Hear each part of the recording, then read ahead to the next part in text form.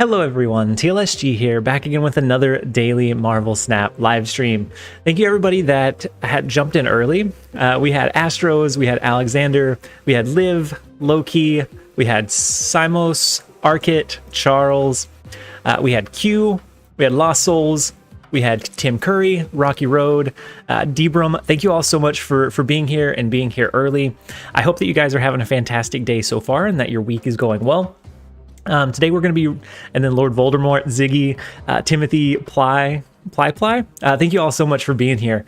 And then Nag, welcome as well. So we're going to be running a little bit of the Electro Destroyer ramp deck. And this one wasn't created by me. It was created by one of the mods in our Discord. It was created by Jeremiah or Soul Knife in game. And it works incredibly well for the featured location, and I think it'll work well outside of the featured location as well. And so let's go ahead and jump over. I'll do a quick, brief rundown of the deck list and what we're looking at. But thank you for the reminder. If you guys wouldn't mind, and you're in the early gang, if you'll like the stream, it helps it reach a wider audience so that they can enjoy as well. Arkit, you said, "Oh no, that is the beginning of fun." Oh, the District X is the hot location. That would be an interesting one. And then Forsyth, welcome to the stream as well. So the deck that we're running today, it operates on a couple of win conditions. The primary one is going to be if we can ramp into our Electro early. That will allow us to do an early Professor X, an early Hobgoblin, and then Alexander. Yeah, I did like the stream. I loaded it up as soon as I loaded the launch page. I loaded it up and I gave it a like. But we'll be able to do a Hobgoblin or a Professor X on 4, into a Leader, Doctor Doom, or Destroyer on 5, and then one of the other ones on 6, which is going to be a pretty big power play or power combo that's going to be hard to compete with if we don't draw into that play line. We also have a pretty decent play path of our Daredevil, maybe into either a Scarlet Witch and Armor or a Cosmo. We can do Rescue on 4. That'll allow us to either more easily lock down a lane with a Hobgoblin or Professor X, and then we can look for our last turn win condition with one of our 3 finishers or closers. And so that's a kind of brief rundown. If you want a more detailed, kind of description or kind of a more structured version, I did leave a link to the structured video covering the deck in the description below. And then Lost Souls. Would you swap Scarlet Witch after the hot location is gone? And what would you swap her with? I don't know that I would necessarily swap her. She's good at kind of covering your bases, so locations that just don't function well for you, you're able to change them. She's not our primary win condition, but she's just kind of a secondary. She's there as a just in case. So I'm sure you could switch her out for just about anything. You could even throw in another 5 cost like a Devil Dino as a really big power play, which should be okay. But I think either way it'll perform about the same. And then Toya's. Yeah, the stream just started. We just went through the intro, and we are just jumping into this is our first game. Oh, actually, I'm in the wrong screen. Let's go ahead and switch over to the live version. Let's reset our cube counter for the day. Back to 0. Let's see if we climb or we fall today. And then Q, you're 81. And so being 81, we are really close together. Maybe we can get a couple of matches against each other, Q. The transition mirror cam. Yeah. One is reversed. The other one is not. Jeremiah, we're running your deck list. I hope you're having a great day, Jeremiah. Toya's great. Good luck for your games. Thank you so much, Toya's. Hopefully we can gain some cubes. Yep, it is the creator himself. And then Forsyth, is this your main account? It is. It is my main account. It's a move deck. Yeah, Professor X is an MVP in this matchup because if we can lock down the middle location, they're not able to move their cards around. Jeremiah, you said you're 84. You've been stuck in the low 80s for a week. The list that I ran on day 1 of reset, I don't know what name they landed on, but I think it's Topsy Turvy. It plays really, really well. And so I think it's pretty decent. And so Astros, you said X on the left. We would get outpowered on the left. I think in mid would be one of our best choices. We could always do a Hobgoblin in Mojo World, but that's still, because that one comes down to card advantage, they would still have the lead on us. 10 games up, 10 games down. Ooh, that one's tough. Ooh, and they use a vulture, so we're gonna lock them out of movement. We should have snapped into it, actually. We should have snapped into it knowing that we're gonna have this big power play. And so we're gonna go ahead and snap now. I bet they retreat. But we have a destroyer, and then we have a leader for our final turn play. So we should have, I don't think we should have any issues locking down and winning this lane. Dill Pickle, deck 2 destroy list from your recent video has helped me get out of my 60s slump. Just pushed into pool 3, subbed Hobgoblin for Sarah. Oh my gosh, you got Sarah early on. Pulling Sarah early on is huge. That is such a massive card to pull that you should have a decent amount of success with it. Yeah, Muir Island is giving his cards a little a buff little by little.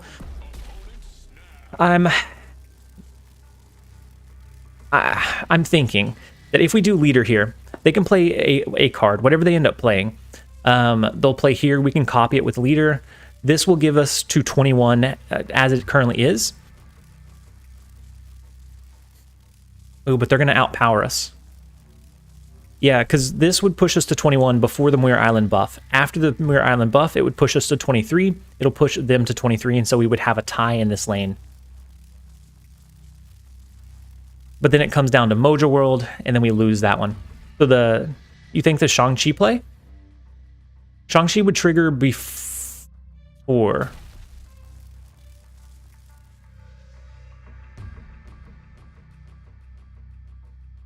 Leader's the only play, but I think it's a loss. Yeah, Shang-Chi would trigger before. Because of Mojo World, this would be a lose. I think we would tie Muir Island. Unless they move their vision over, I think we would tie it. And then it would come down to the tiebreaker, and with Mojo World, they win that one by 100. So unfortunately, we're gonna start out with a -2 cubes. That's all right. We got plenty of stream left, guys.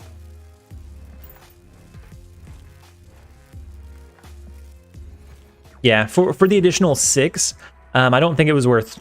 I don't think it was worth trying to counter them. And then, as you said, I just pulled Destroyer today. It's really good with an ongoing deck. Yeah, Destroyer in like a Spectrum ongoing is phenomenal. Yeah, Mojo World is a tough one. I do like the cloning vats here. We're gonna be able to kind of cap out the board. And then Ronak, hello, the lonely sniper guy. I just out there, just all by my lonesome, way in the back, while my team gets to enjoy the fun. And so let's go ahead, and we have a couple of new subs that I want to welcome in. So we have Ape Asylum, we have Gav, and we have Pranjal.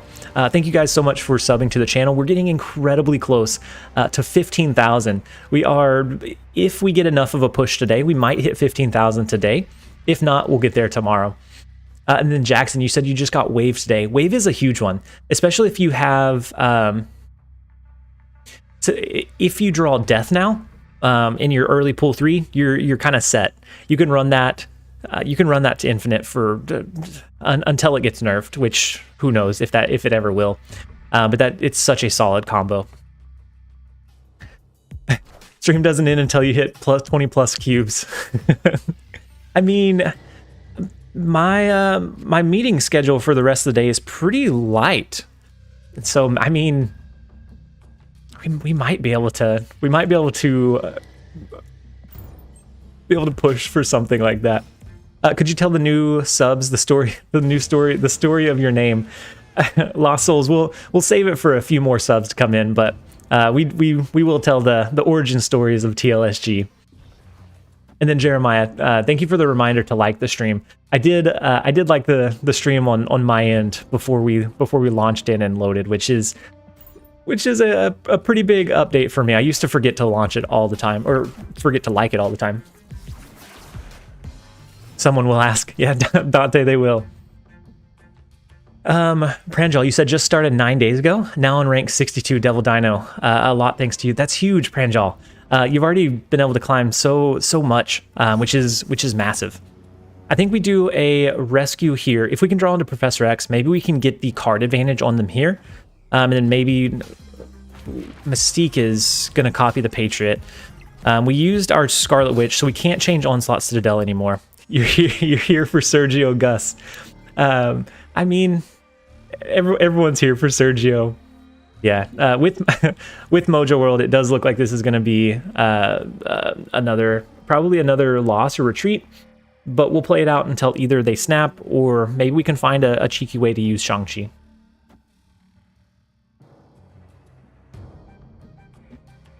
Ranjal, I'm pretty good at chess. I think that helps. I think it does. So they have Blue Marvel.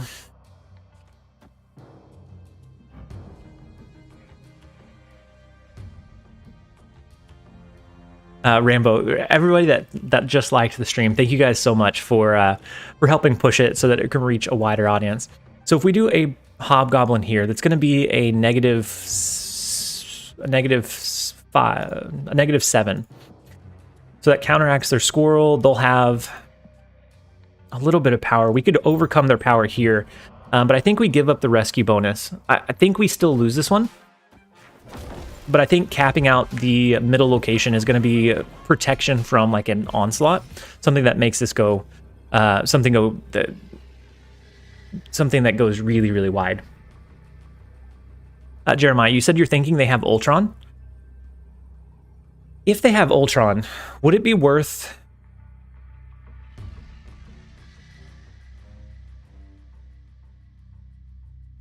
Meme Goblin, I'm here for the negative cubes. We do our best. Ultron left would fill this one up, this would be a really big lane. But this one is kind of open. We're still lacking in the Onslaught Citadel though. So if we did Leader here, that's 1, 2, 3. It's not going to push us to 9. I don't think we don't have enough of a power push. We can't overcome in mid. Ultron Wasp could do it. So 4, 5, 6. If this was 8, 9, but their Wasp is going to be buffed up. Yeah. Alexander Destroyer. I don't think Destroyer will take us there, Alexander. Because they're going to have card advantage here. They already have this lead. So we're gonna go ahead and jump out of this one. We'll start off with a couple of negative cubes. That's all right. We'll be here for the big cube gains whenever they do come through. Proxy, you said hello, new sub here, and really enjoy your content. Thank you so much, Proxy. I'm so glad that one, that you found the channel, and then 2, I'm so glad you're enjoying the content. Tim Curry, yeah, that's two Mojo Worlds early on, which is tough for this. And then a Kaichu, thank you so much for joining as a channel member. The notification should go off here in just a second. I appreciate the support. If you refresh the stream, you'll get access to our new and growing list of emotes. And so Bar with No Name, we could either change it on the last turn or we just play away from it. We have a pretty good high power push. Oh, unless a Kaichu, unless you're just renewing for the second or third month, which actually, yeah, it looks like you're renewing. And so I don't think the notification will come through on it. For some reason, the resubs or the continuation doesn't come through on the YouTube notifications. Cosmo into Hobgoblin in the bar. That's not bad. You can make sure that we have negative and that we can win this one. That's not a bad play line. Maybe we do Cosmo here and then we do 4, a 5 drop here, and then on 6 we counter Bar with No Name. I kind of like that one. I kind of like that play path. Let's go ahead and snap into it. You can put Professor on Bar with No Name, but then we would have the power advantage over him, right? What do you think that is the best deck in Pool 2? I think the Destroyer list that has some counter elements is one of the strongest contenders, because that way it can address and handle just about any situation it goes up against. And then Emery, what is the best variant for you? It depends on which account we're talking about. I have on this account, my Electro variant is one of my favorite ones that I've pulled. I think let's do the Cosmo. I like that play line. We can then lock in a negative power in bar with no name. They won't be able to change this location. They won't be able to do like a Scarlet Witch or anything to alter this location after the Cosmo comes down. And so then we should be good in that lane. We won't be able to do our Destroyer this game though. Is the only Cosmo and bar with no name. I like the play path. It sounded good to me. So we could do rescue, but we can't do our Destroyer. Is our only issue with the Warrior Falls location. Tyler B. Wong is racking up the cubes. Wong, if you're going into a meta that they don't have a hard counter against Wong, Wong is huge. Wong is one of the, like, he can really break games wide open. And you can gain a lot of cubes really quickly. The Destroyer list has been working well for you. Yeah, and with Sarah, they never expect a Shang-Chi and an Enchantress. Yeah, that's massive. A Sarah early is huge. Oh, Havoc, you thought it was Luke's bar? Oh, no, no worries. So we can move our cards if we wanted to. We could always do something like moving Cosmo and then drop Destroyer, which would be one really high-powered lane. I don't think a move deck list runs something that changes bar with no name. And so maybe we shift these over on the final turn. We can do something like a Scarlet Witch and a Daredevil. Or maybe we just run a Hobgoblin in case they do, because if they do a Heimdall, then they lose the left lane. Yeah, we wouldn't win the bar if we move this over, but it comes down to a tiebreaker. If we have more power than they have here, then this lane it should be a tie at 0. And so I kind of like pushing a large amount of power into Warrior's Fall. It's protected from any kind of Shang-Chi plays, and then they might accidentally push something over into bar with no name. But if we did Lost Souls, if we did Doom, then we'll lose bar with no name. Ooh, you're right, Harry. We do have Scarlet Witch if we need it. Momo, hey, how's it going? I'm glad you're able to jump in and join us today. The Leech play is kind of nasty. Oh, actually, no, I like that. Right? That's kind of beautiful.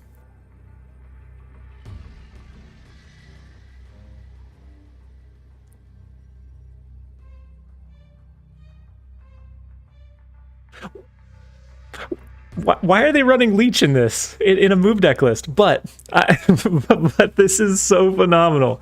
Oh man! So now we can throw it into bar with no name, and it's not gonna go over to the other side.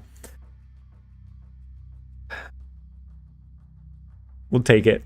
We'll take it whenever the opponent's Leech whenever the opponent's Leech works for us. Let's go ahead and throw Hobgoblin. Let's lock it in. Yeah, Leech is one of those cards that when it hits, and sometimes it works really well. Sometimes it backfires really poorly. Give him a thumbs up emote. We'll give it once it locks in. We'll give the thumbs up emote. We already snapped. So they're the ones that hadn't snapped. My gosh, that's huge. That brings us up to a positive 2 cubes. Oh my gosh. We'll hit him with the fist bump on our way out.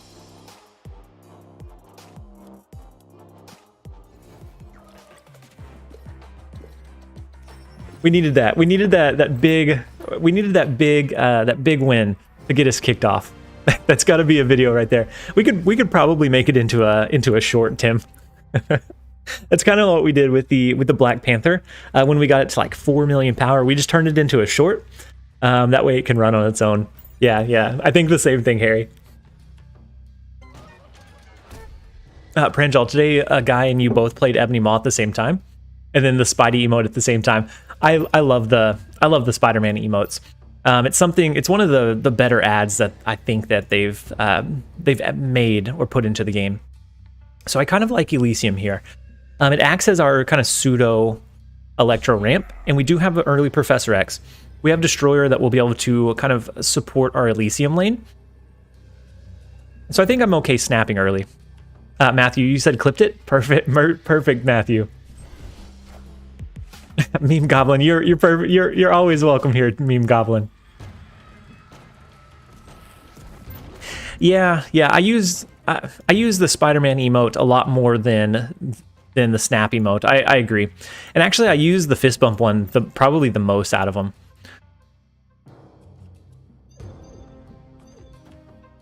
So let's go ahead and play Daredevil.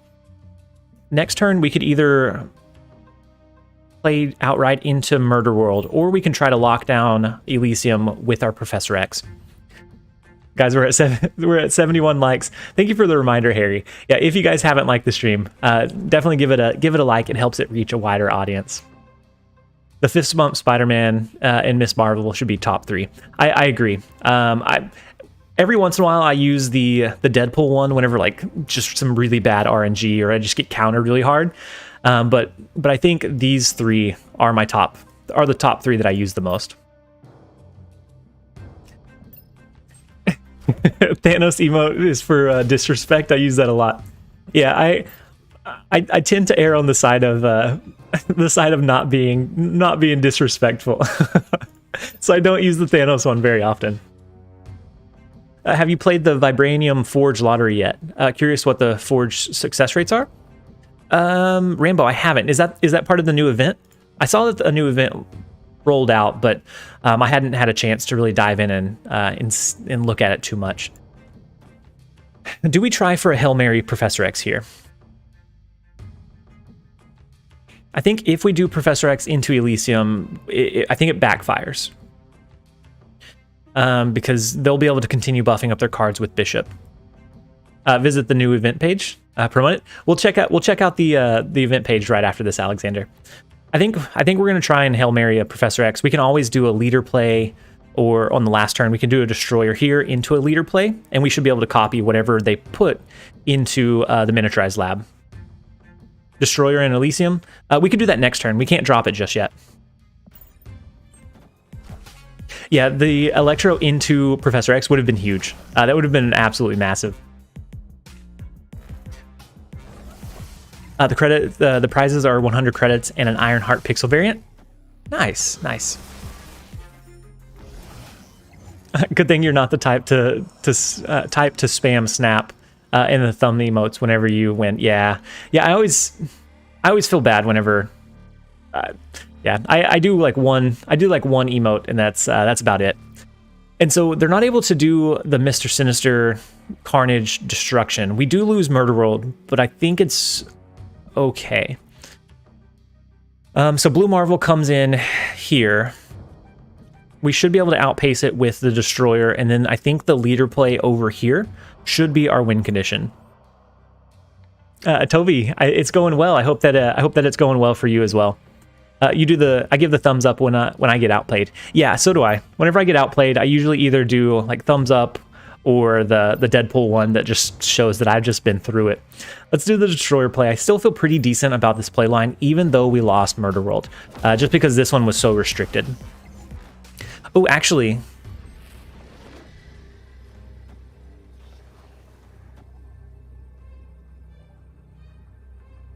so if they play something here, never mind, we copy it and it should be fine. So they only have 3 cards. We know that if they play all... Do we play Leader and Scarlet Witch, or do we save room for all 3? If he plays Angela on the right, then yeah, then we do lose Lost Souls. Laser Gazer, have you tried Spider-Man into Professor X or Hobgoblin instead of Rescue? Laser Gazer, I have. I do enjoy Spider-Man in a Professor X like lockdown list. Matthew, save room? You think just Leader? Yeah, Scarlet Witch could end up backfiring on us. They have 3 cards in hand, Harry. So since they have 3 cards, I think we save room just in case they stack here. There are still some win conditions that they could find. Never play Leader plus something else. You might lose if they Leader. That's true. So if they Leader, then our Leader copies their Leader. Opponent has 2 cards from Nakia. Spider-Man turn 5 is... I really like Spider-Man turn 5. The only issue I find with that one is if they have a deck that can go wide. Let's go ahead and lock in the leader play. Let's see what they drop. It's a disrespectful snapback.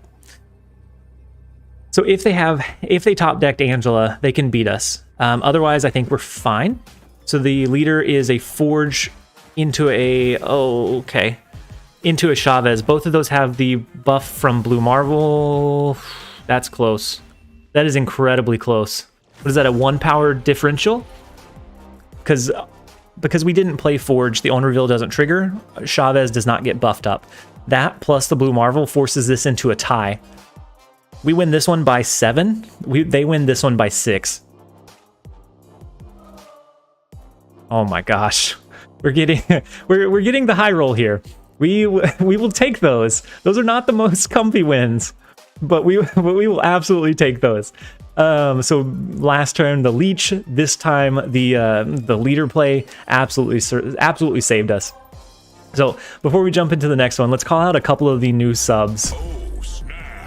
We have F111, we have Bling Lee, we have Lucky Slevin, Amrit, we have LBB, Victor Gossiping, The Supreme Verdict, Goomba Monkey, ADHD Embodiment.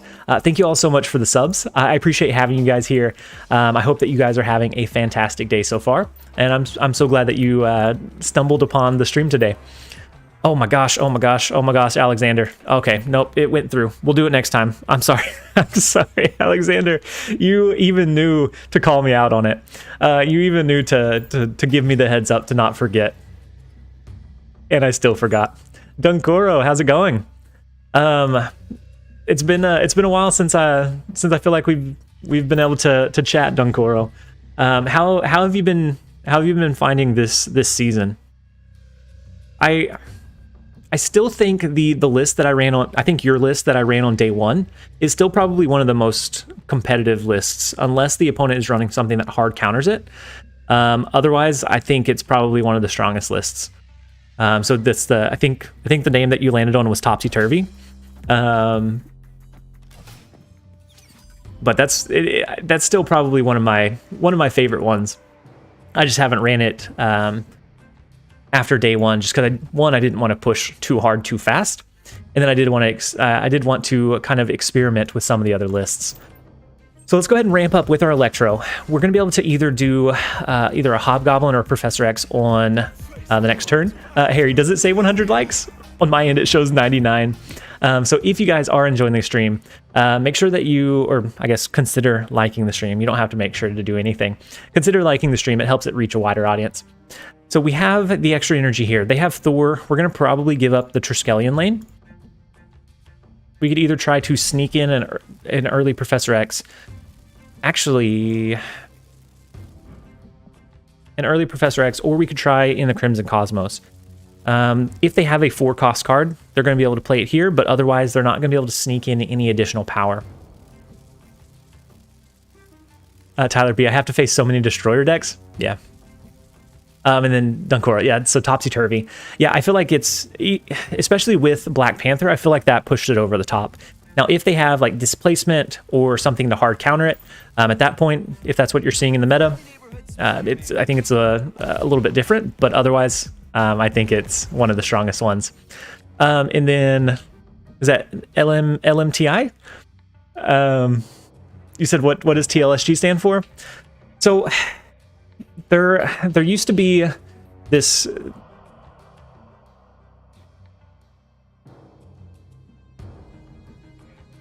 there used to be like this really kind of competitive scene in you guys are probably familiar with Call of Duty, but in Call of Duty there was this competitive scene, and there used to be this perk called it's called Last Stand. And so whenever someone goes into Last Stand, it's kind of like Fortnite or those games now where you drop down onto your back, you're kind of crawling around, and you have just a limited time to really do much else for the game.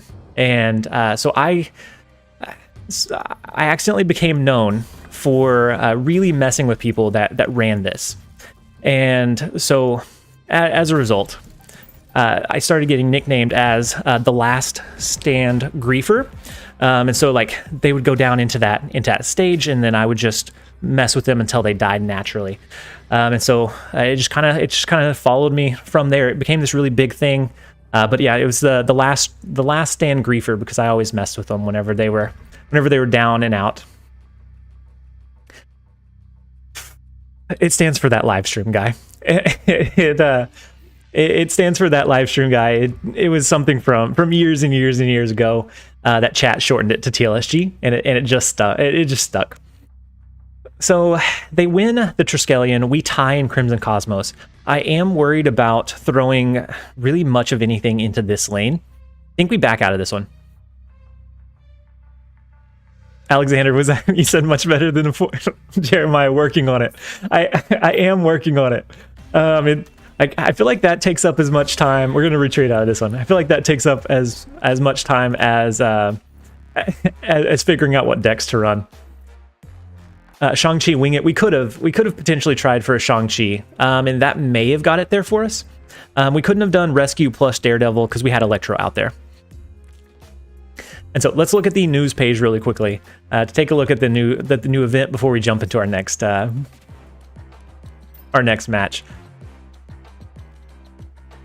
And so it never shows up for me on Steam, so maybe we can't take a look at it. I always have to find the events from my phone. Oh my gosh, Pranjal, you aren't lying that you're firing shots. He said at least the story was better than most of the Marvel these days. Have you watched Wakanda Forever? Is it? I've heard mixed things. I've heard a couple people say that it was really good, and I've heard a couple people say that it's a great event. Let's jump into the next game. I've heard a couple people say Wakanda Forever was good, and then a couple say that it wasn't great. And then Arter, are you in Steam? Yeah. So they have an early Steam client. It's still the vertical aspect ratio. It's just kind of like I think it's like the iPad aspect ratio. But yeah, I use the Steam client. Yeah, Dunkora. Hopefully they fix the events showing up in Steam sometime soon. And then Felix, you said hi from Indonesia. Thank you for joining us today, Felix. I hope you're having a great day so far. So we can do a Cosmo. Dr. Doom, I think, is going to be our win condition, because we'll be able to push power into the Sanctum Sanctorum.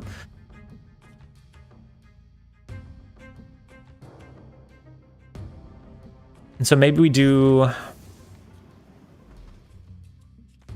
I don't know. I don't see a great play line. We're going to tempo drop our Cosmo. And they storm the location. So we can still do Dr. Doom on the far right. That'll push 5 more power into this lane on the final turn. So maybe we do... Rescue is going to be more points. So I think we do Rescue. We'll be able to do 5 more power into this lane. They might be able to skip and just do like a Sunspot Infinite. But we'll see. Wakanda Forever is not good? Oh no. I'm going to watch it anyways. But... too much content from Marvel to keep up with post in-game. Yeah, in-game was like a pinnacle. Hopefully whenever they start tying up all of these different storylines, it becomes the same thing for this next phase or arc. But yeah, in-game was kind of like the peak. From there, like there was so much hype around it that like how do you grow from there? It was like this, multi-year event that just kind of tied everything together. And I think that's why it was so unique and so cool. He'll use Professor X mid. Henry, hello. Welcome to the stream. You said you just made it. I'm glad that you were able to make it. And then Artemis Luck, welcome. I hope you're having a great day so far. Oh, and then you just unlocked all the cards. That's huge, Artemis. And then Jeremiah, you said you loved Wakanda Forever. It was slow but good. Well, that's encouraging. That's encouraging at least. So they're gonna be able to see what we drop this turn. I think we do a Hobgoblin. Then Dr. Doom on the last turn. If they don't skip and absorb power with Sunspot, then we'll be able to kind of match them here and here. We'll see. Hobgoblin and Dude Right should be winning. It should be unless they skip. If they skip and they let Sunspot absorb some energy, then we're not going to be able to win this left lane with a Doctor Doom. And so from there, I don't know. We'll explore what our potential outs are. And then Harry, did you watch She-Hulk? I did. I just finished it the other night, maybe a couple of nights ago. If they skip, we played Destroyer over Doom. Destroyer here would wipe this lane out though, right? And so they didn't end up skipping. But if they skip this turn. Now you said Cosmo? Oh, you think they play? Oh, they could have played Cosmo, right?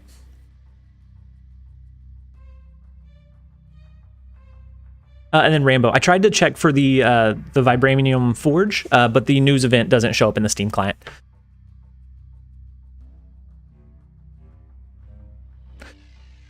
Yeah, we'll play Doctor Doom. I guess they only absorbed what one energy last turn, and so it would have had to be a 4-cost card if this absorbed 1. If not, then they played a 5-cost card.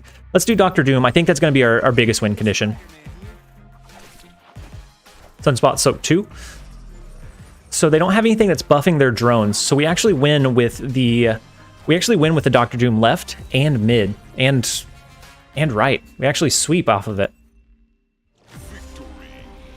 We'll take some easy cubes. Ivory, no worries. No worries about being late. You're here, and so you're right on time.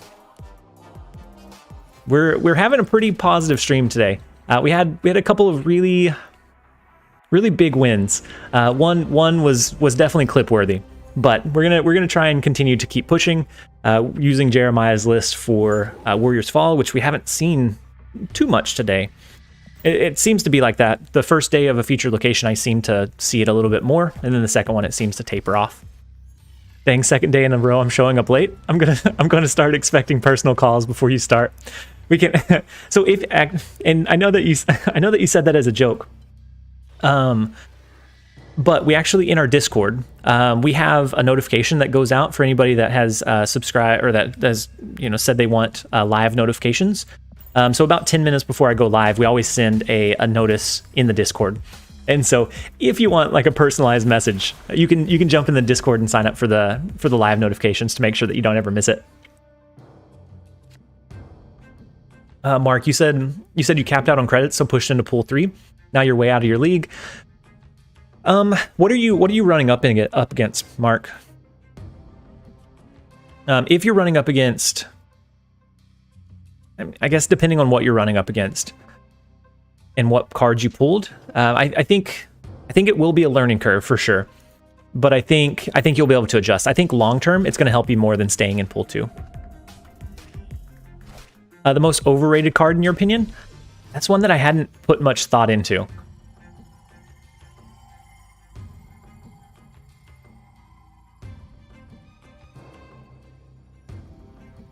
I don't know. I feel like most of them are at a pretty decent spot.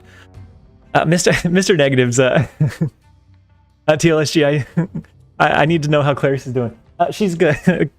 I kite you. Clarice is good. She's sitting over on the couch right now. She's sleeping. Actually, 2 of the dogs are sleeping on the couch. One's sleeping right behind me. As far as one of the most overrated cards, there are a few that I feel like are kind of traps. And Wolverine, I don't know that Wolverine's overrated. I think most people understand that a Wolverine's not great. Crystals are, like, for me, overrated. With that question, it seems like one that most people think are good, but I don't think is that good. I'll take a look at the collection after this, see if I can think of one. So they play a Devil Dino into Monster Island, so that's going to be a pretty big resource for them. We can do Hobgoblin here. That offsets them by 8. And then even if they skip next turn, they won't be able to absorb enough energy. We can do a Destroyer here or here to overcome the rest of the energy. Crystal is too OP for the buff. Goblin into Hala and Leader. But we would still be losing this one and this one. I think we could do Destroyer. We could do Destroyer on the left or mid, left or right, depending on which one we're pushing for. Oh yeah, you're right. He does have our Destroyer. Oh, he could have Destroyer or Doctor Doom. I think are the two that he could potentially have from White Queen. And then we did just get a wave of new subs, so I'll trigger the notification after this game. So if we do leader anywhere, it's since we don't have the lead right now, it's not going to keep us in the lead. He'll get the first one. Oh, does he really? Marvin Days, hey TLSG, just checking in, hoping you're having a great snap session. Marvin, thank you so much for checking in and for being here. So far, it's been incredibly positive. We've had quite a bit of success so far. We could do Destroyer on the left.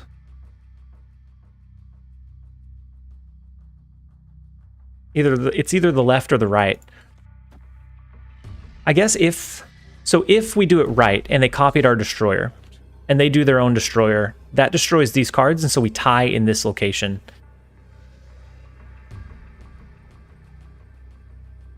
And if they do Doctor Doom, that spreads it wide. They still lose here.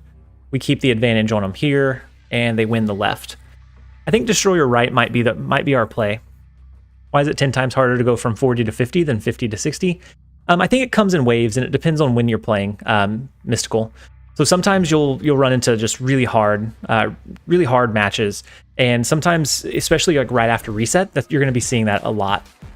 And so they do get the Doctor Doom. That doesn't give them enough in mid to win, and then it doesn't give them enough in right to win either. But our Destroyer in the left, I don't think would have given us the win condition there. And so we do make. Don't risk the 4 cubes. Don't risk the 4 cubes. That's too late, Harry. Too late. We risk it. Sometimes when you're winning, you just win. And then 32S, what do you think is the best deck in pool 1? I honestly think Khazar Zoo is the most consistent. You might get outplayed sometimes by like a high roll of a Devil Dino, but I think for consistency's sake, running a Khazar, like a really last turn Khazar play where you can just throw everything onto the board. You don't have to worry about Electras. You don't have to worry about tempo because you're going to make sure that they have the priority or initiative going to that last turn. I think Khazar Zoo is probably your best bet for pool 1. And then as soon as you get into pool 2, I'd say pivot off because Killmonger becomes a very real thing that you have to deal with quite a bit. We're going to go ahead and throw armor into the Bifrost. We do have Electro that we'll be able to throw onto the board next turn. We can do an early Hobgoblin, or if we draw into Professor X, we can lock down there. And then Pranjal. How do we get titles? So titles are through the Collector's Reserves, so collection level 1000 plus.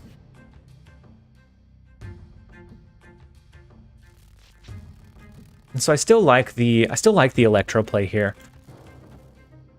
If we draw into Destroyer, we can get rid of the negative downside of our Ninja and our Electro. And then it gives us some flexibility in what we can play and where. Bichu, this deck is sick. So glad to see you're playing it. Yeah, and so Jeremiah or Soul Knife was the one that kind of put this one together. And I agree. I think it's a phenomenal list. So they have Storm in the far right lane. I'm wondering if we do a Hobgoblin here, or if we just lean in and we push to win the Bifrost instead. Because depending on what they drop and where, they might hard counter us in this lane.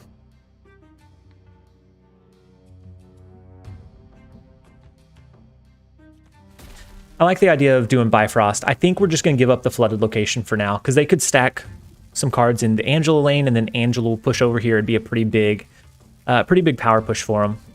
And then Toby, any card swaps for Enchantress? Would you add an Enchantress to this list? For this one, I haven't ran into too many ongoing decks. I think if we were running into a lot of ongoing decks, then I would say we add in Enchantress. But for me, Enchantress comes in waves. If you're seeing a lot of ongoing cards that are just really, really strong, then absolutely, definitely tech that in. But otherwise, I don't think it's necessary. So even if we had, I saw a couple of people saying drop Hobgoblin mid. So even if we had done it Hobgoblin mid, Angela would have been the first one because it goes in the order of, the movement goes in the order that the cards were played in. So their Angela would have moved first and it would have left Hobgoblin here anyways. Yeah, the top deck Destroyer is big. So we can do Destroyer here. It clears out, we stay the same here. We get the flexibility of dropping multiple cards on that final turn. So if we need to do a Shang-Chi somewhere, we can. And then we also have Cosmo, Scarlet Witch to change some locations. And depending on what we top deck into, we might be able to find our win condition. Steelheart, you said, hey guys, still alive, pull 2 to climb rank, or go ahead, pull 3.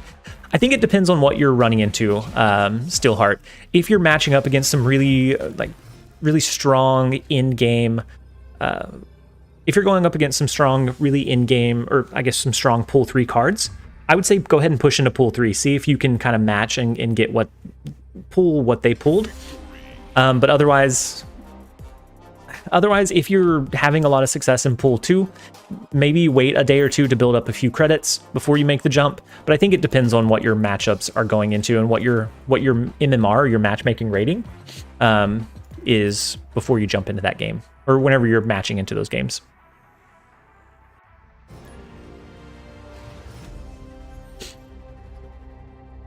Have you ever tied all 3 locations? It happened to me today. Christopher, yeah, sometimes every once in a while we've tied all 3, and it's really rare. Somebody in the stream yesterday said that they actually tied 2 games in a row, which usually happens to me once a week is where we get a tie. And so especially if it's like this really, wild amount of power, seeing a tie is crazy. And then, yeah, even seeing a tie in all 3 is even more rare. So we can do our Daredevil. I think we do it into Nova Roma. We don't have our ramp components. We could do a rescue into maybe a Hobgoblin, or a rescue, not a rescue, into a Professor X. Zoo deck is so good in pool 1. And as you get deeper into pool 3, Zoo becomes viable again with something like a Sarah Miracle. It kind of starts coming back into kind of potency, or being another good competitive deck at that point. Daredevil is, you're able to attain Daredevil from pool 3, Philip. So we have Electro now. We could do rescue into a Hobgoblin in maybe this lane. That's putting a lot of power and a lot of resources into Nova Roma. They've also stacked some pretty low power into the mid location. Or we could Electro ramp, into a Destroyer or a Doctor Doom next turn. But I think we're going to go rescue instead. Meme Goblin plus 18. I guess I need the Electro nail. Electro's strong. Whenever you draw into it, it's incredibly strong. And if you can build it in the right way, it enables so many really powerful combos that are hard to match.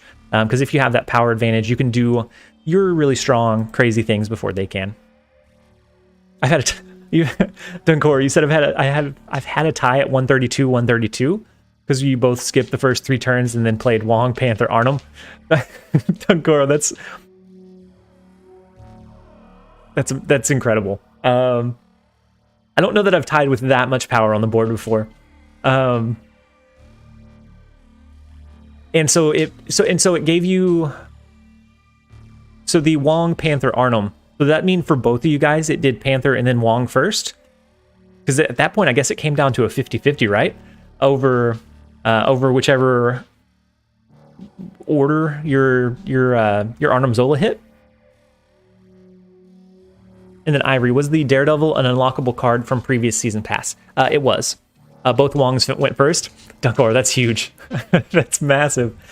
So the Iron Man here will bring them to 2, 4, 6. Ooh, so it's a Cerebro deck, right?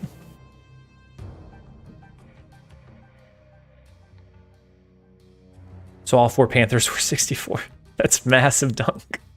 That's massive, Dunkoro. So this looks like a Cerebro 2 deck list to me. So I think we play away from the far right location.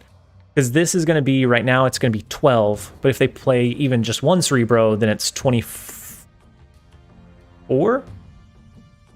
Or if they do Cerebro and Mystique, then it's 48, and there's no way we can compete for it at that point.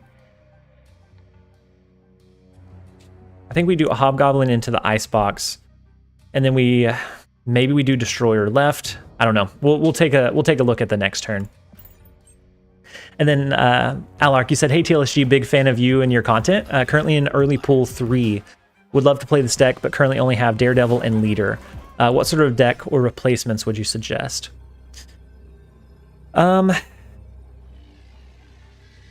So Electro is really hard to replace in this list because he serves a pretty specific purpose. So I think, what other cards do you have, Alarak? Because I'm not sure that you can find a way to make it work without Electro. I think Electro is kind of going to be pivotal for you. And then maybe Jessica Jones better than Rescue. Yeah, I think, and the thought behind Rescue is that if we don't Electro ramp, we can follow it up. It gives us some flexibility with our Professor X. But I do think that maybe a Jessica Jones is a little more consistent for us. But right now we're climbing a little bit, so we're gonna keep it. We'll tweak it a little bit after the stream, or if we go through an insane drought. But I do think that maybe subbing out Rescue for something else could be a little more consistent.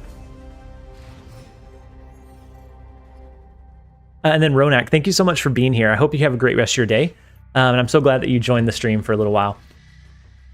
And then while we're waiting for the first couple, there are a few more subs that came through. So we've had quite a few. We had Tony, we had TLYQ, we had Daniel Daco, Felipe, DPs, CPs, Blue Eyes Killer, Desmond Buchan, Franklin, Pram, and that guy Kyle. Thank you all so much for the subs. I appreciate it. I appreciate you guys being here, and I appreciate the subs to the channel and the support. So Draco, you said, "I'm almost there to make this deck. I'm only missing Destroyer and Electro." And even if you pull Destroyer first, Destroyer is fantastic in a Spectrum ongoing, like a hybrid. And so I think either one of those two are going to be pretty good at kind of elevating what decks you're able to build in early pool 3. And then Dinar, are you late? So you're a little bit late. We're still going to go for a little while. We have a little bit of flexibility, but we're almost an hour in so far. So they play Armor in mid. I think we play Cosmo. Yeah, and then this would be another reason that Jessica Jones would be good over here. So we're going to do Cosmo. Rescue is not going to be able to serve us much good in this location. Actually, maybe we do Cosmo into the far right. That'll allow us to do a Destroyer. We can do a Rescue here. We can do a turn 5 play in Washington, D.C., and then cap it out with a Destroyer on the final turn. I think we play away from killing for now. Solving math in class is Ivory. Solving math in class, no-go. But solving math in Snap is incredibly satisfying. And I've always enjoyed numbers and metrics and kind of math. So this definitely fits my, like, kind of right up my alley. Then Artemis Luck, how do you keep up with chat with all of these viewers? Very carefully. I do miss quite a few. I try to keep up with as many of them as I can, Artemis. But I know that there are some that just don't end up coming through. So since Rescue can't trigger in Washington, D.C., I'm wondering if maybe we play Rescue. Actually, no, we won't be able to do a wide Dr. Doom at all. We won't be able to do Leader either. But maybe we need to push some kind of power into killing just in case.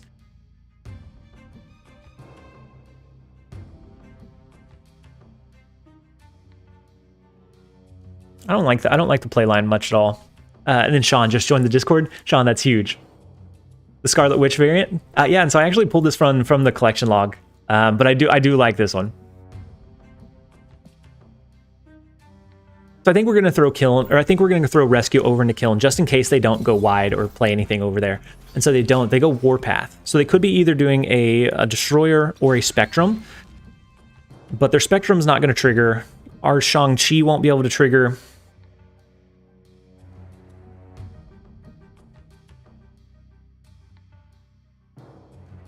we know that we have the win condition in one of the 2 lanes with rescue, and we've already snapped into it. I would say we almost risk a Professor X, but then that means that we can't do a follow-up with our destroyer in that lane.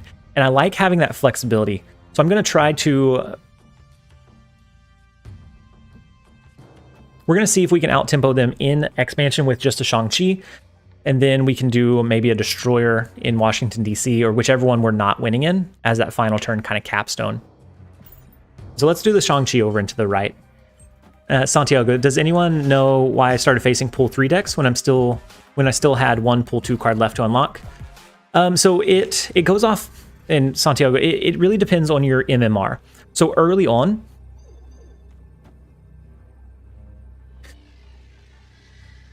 so actually, this would just win, right? They can't do... So this would push us to 19. If they do a Mr. Fantastic here for some reason, that pushes 2 power to the side, but Spectrum can't trigger with Cosmo here or here. So I think Destroyer mid just works. And then if we go here and they have something like maybe, I don't know. Yeah, the Spectrum won't be able to trigger because of Cosmo. But I do think that's what the idea was. But I think Destroyer in mid will just force the win for us. Blue Marvel. So there's the Mr. Fantastic, which ties the... Oh...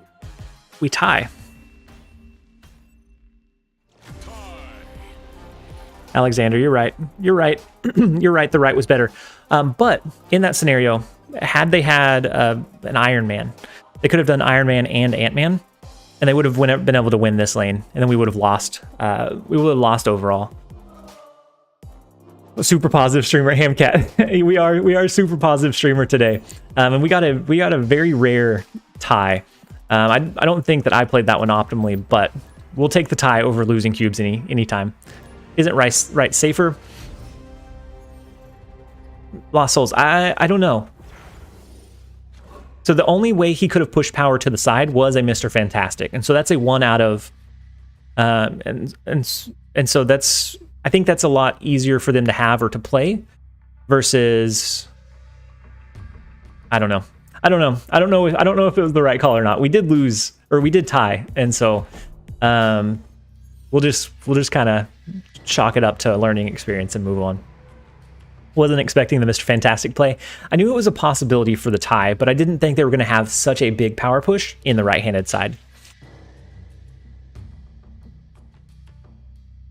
So let's go ahead and do our Daredevil. That's going to allow us to do a kind of a targeted Hobgoblin or a Professor X if we draw into it. What has been your favorite card to use so far?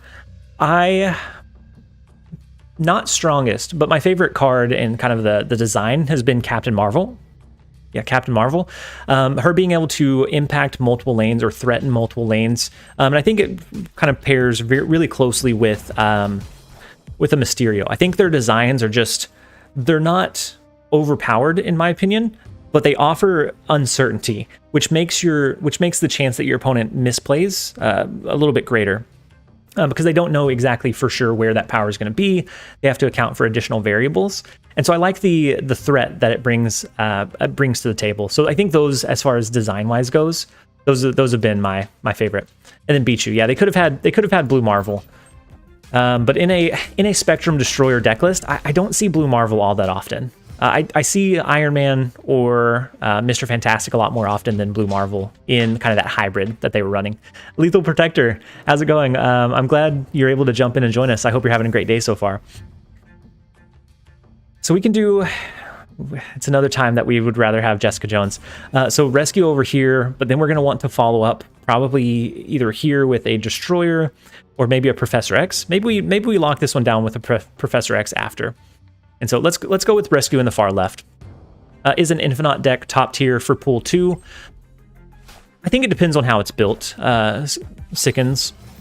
I think it really depends. Yeah, he buffed our Hobgoblin. Then Havoc. You said Blue Marvel, question mark? And then Denzel. Yeah, the Electro variant that I have is one of my favorite variants. That's probably my favorite variant that I've unlocked so far. I just think it's really, I don't know.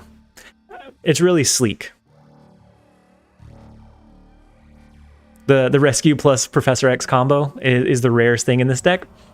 Let's see what he played in mid. He played Arrow, and he has Initiative. Which is not fantastic.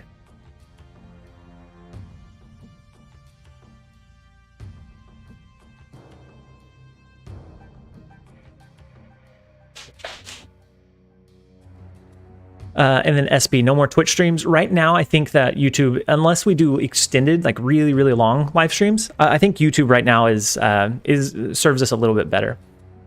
So we could either do Hobgoblin, but that gets destroyed from Warrior Falls. I think we might do a leader play.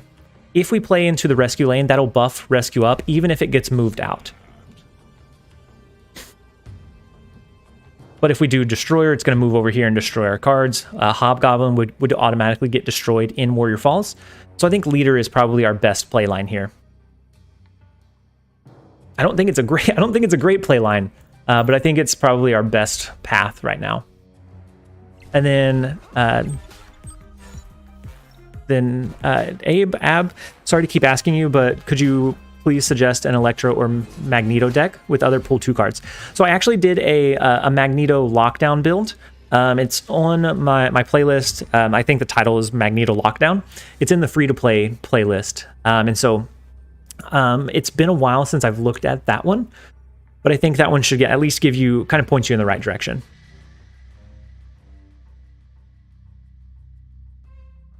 And then Leader right when it gets Cosmoed. Q. Did I leader right? I didn't leader right, right? I leadered mid. Or I leadered left. Oh, Destroyer right? I'm not sure. I'm not sure I'm following. I'm sorry. So we tie here. We tie here. We don't have anything to go wide. We don't have anything within Shang-Chi range. I think this one's going to be one that we back out of. Unless we just shot a Hail Mary and hope that they played over here. But I still think we lose. Destroyer on mid kills his arrow and destroys Cosmo. Yeah, but it will... Oh yeah, I guess we could have done Destroyer last turn, right? No, I think we bounce out of this one. We'll go down to 18 cubes. We want to protect our upside. And then Leader has more power than Nightcrawler. That's true. I think that may have been the play line Lost Souls. So if we did Destroyer either here or here last turn, that would have overcame the arrow play. It would have destroyed their arrow in this lane. And then it would have cleared our board, but we had a Leader to copy whatever they dropped here. Yeah, I think that could have been it. And then CJ Thorne, why does your Shang-Chi have Wind Fury? He can attack twice. He's just one of those cards that his own reveal triggers multiple times. I've never thought about it as Wind Fury, but that's really funny. Let's jump over into the next one, see if we can keep some cube gains going. And I appreciate everyone that's jumped in. I hope everyone that is here has had a fantastic week so far. So far, we've had some really good games, some really good content, just a really good week so far. Leonard Q, Mr. B Trilly, Andrew Defenstrated Cow, and then Shah, Mr. Chindrel Aqua, and EdoTube. Thank you all so much for the subs. I hope that you guys are having a fantastic day. I appreciate you guys being here. And then SB, did they really announce pool 4 and 5? They teased it a couple of seasons ago, and I imagine that it should come out alongside collector's tokens. That way, everybody, even people in pool 3, should have something to strive for with the collector's token release, and not just necessarily new players. But they did. They did say that additional cards are going to come in the form of pool 4 and 5. Got my Angela Inkified on the 4th split.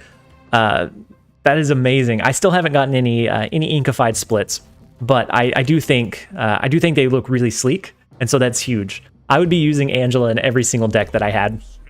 So we can do Electro into the Isle of Silence. That's going to cancel out the restriction of only being able to play 1 card per turn. If for some reason we do like a Destroyer, we can actually reduce the cost of our death. Maybe we find a way to use that, but most likely we just lean into what we already have. Yep, the Isle of Silence with an Electro. That's probably my second favorite Electro location to be played in. The first one is Oscorp Tower. To send them the Electro on that same turn feels amazing.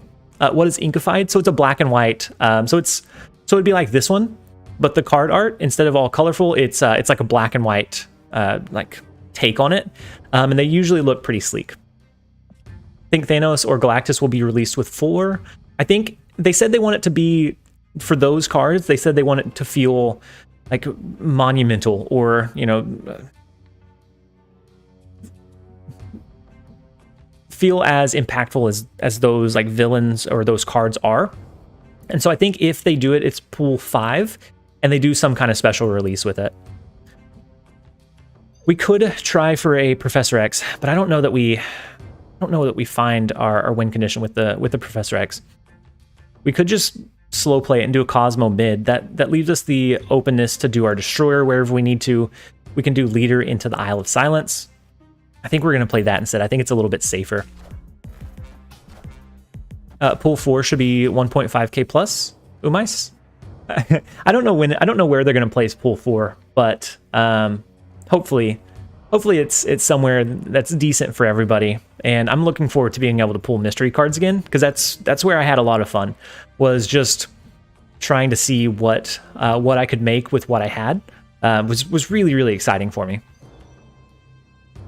So I think we do Destroyer into the Shadowland. We can do a Leader on the final turn here to copy whatever they play in these 2 lanes, and I think we'll find our upside. So if they do like a Devil Dino, then I think we can still find our win condition. Inkified with the Kirby dots. Can you have additional effects with your Inkified cards? Oh, and then Project, you said you have Sunspot and Agent 13 Inkified? That's massive. We could either do Doctor Doom to push power wide. We can't counter this lane, but that's all right. A Leader play actually doesn't counter this one either, because we'd still be at 6 in this lane.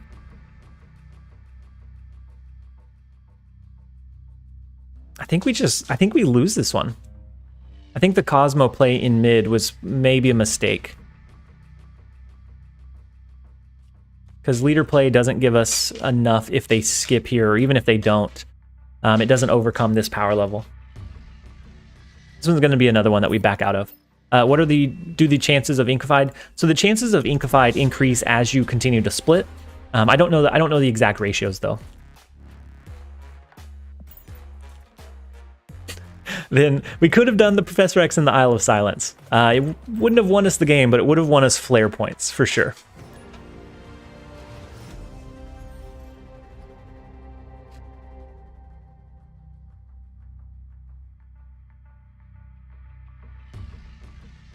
Well, they did.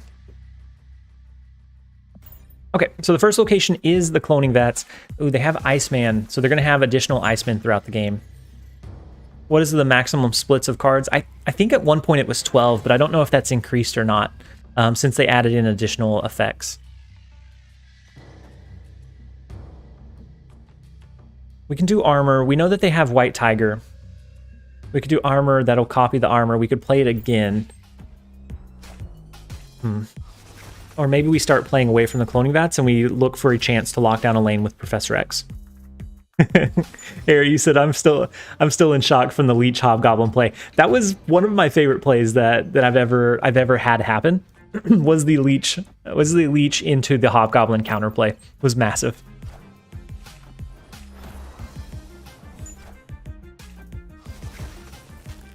Oof. So they have a lot of cards that they're throwing our way. So they have the 3 Icemen that are disrupting our curve. So Cosmo is now 5.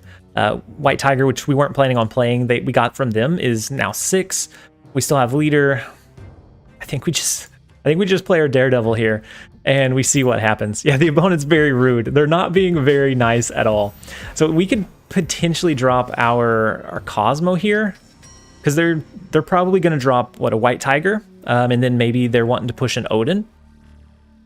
Actually, no, we can't drop anything, can we? Oh yeah, we can. We're just waiting to see what they drop. Rude opponent is my favorite to beat. So they do have the White Tiger. That's going to trigger 2 times. And so if it goes here, that's going to be a 13 power push in this lane, which is beatable. They have initiative, so we don't know if we'd be able to lock down this lane with a Professor X or not. We could do a Hobgoblin here, and that would send them a -8 power. If they do an Odin, then it just sends it right back. We could also do a Cosmo here to counter a follow-up Odin play. But then if Grand Central pulled into our Hobgoblin, we would be stuck in this lane. I think we're going to do the Hobgoblin. That leaves us 1 additional space even after Grand Central pulls into our cards. It's not looking great, but we're gonna send them. We could lock the Wong. Oh, you're right. We could have locked the Wong lane with our Professor X. That might have been the play, Lost Souls. Yeah, Meme Goblin. I think you're right. And I know they're working on a way to. Yeah, and then Anthony, Professor X would have canceled Central, and so it would have locked it in. Yeah, it would have been the better play line.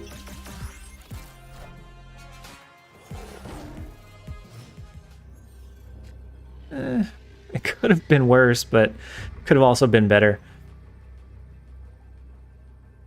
Yeah, the Professor X on the right was the play there. So now we win Grand Central. We lose the Daily Bugle. Do they have what? It's a free Tiger? Yeah, we got a free Tiger. No, Harry, I think this is bad. I think they have an Odin, and I think they play Odin here, and we don't have anything that can push more than 8 power. And so that would be 4. Oh, okay. Yeah, we won the right. We won the right, but we're losing this one by so much. And if they have an Odin, if they had an Odin, this one would be 18, and we didn't have a way to match their 18 power. But we'll take it. We're glad they retreated. But I didn't think we're in a good spot. They must have not drawn into their Odin though. Yeah, Anthony Gower. I'm guessing they probably didn't. They probably had their hand clogged with the ice, with the Scorpion, and then maybe a couple other cards. If you just upgrade Hobgoblin, everything would be shiny logo.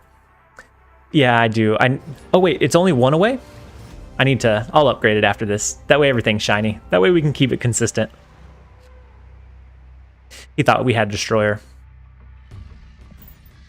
Sometimes I forget that the threat of having it sometimes is... You said my last name right? Anthony, do most people get that wrong? TLSG is the friendliest creator of creators. Thank you so much for the super chat, Stars and Moons. The support is so very much appreciated. I thank you for the support, and I do try to always have a positive outlook or spin on things, and so I appreciate it. I'm glad that comes through. Oh, Mose Goer, gotcha. That makes sense. And then Ardref, try a Ronin deck, please. If it can, we need more flavor on cards. Ronin's okay. I think Ronin's in an all right spot.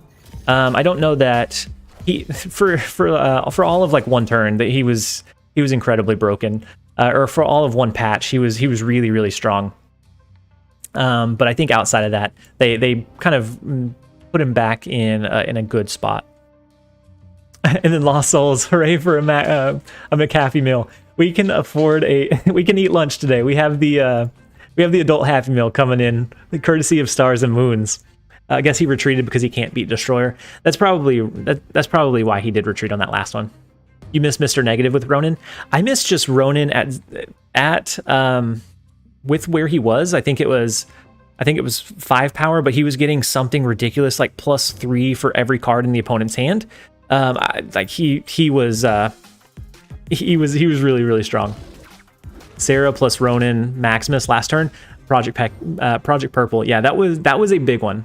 Either that or Ronin into a Mystique and a Maximus was huge. You could copy the Ronin's ability. It was very, very big. So I think we do a rescue into Oscorp Tower. Next turn, we can lock that down with maybe a Professor X. I think the extra push from rescue will be enough for us to find the win condition there. Project Purple, you said you're still using it. Does it still run very well? So we're going to be able to see what they drop here.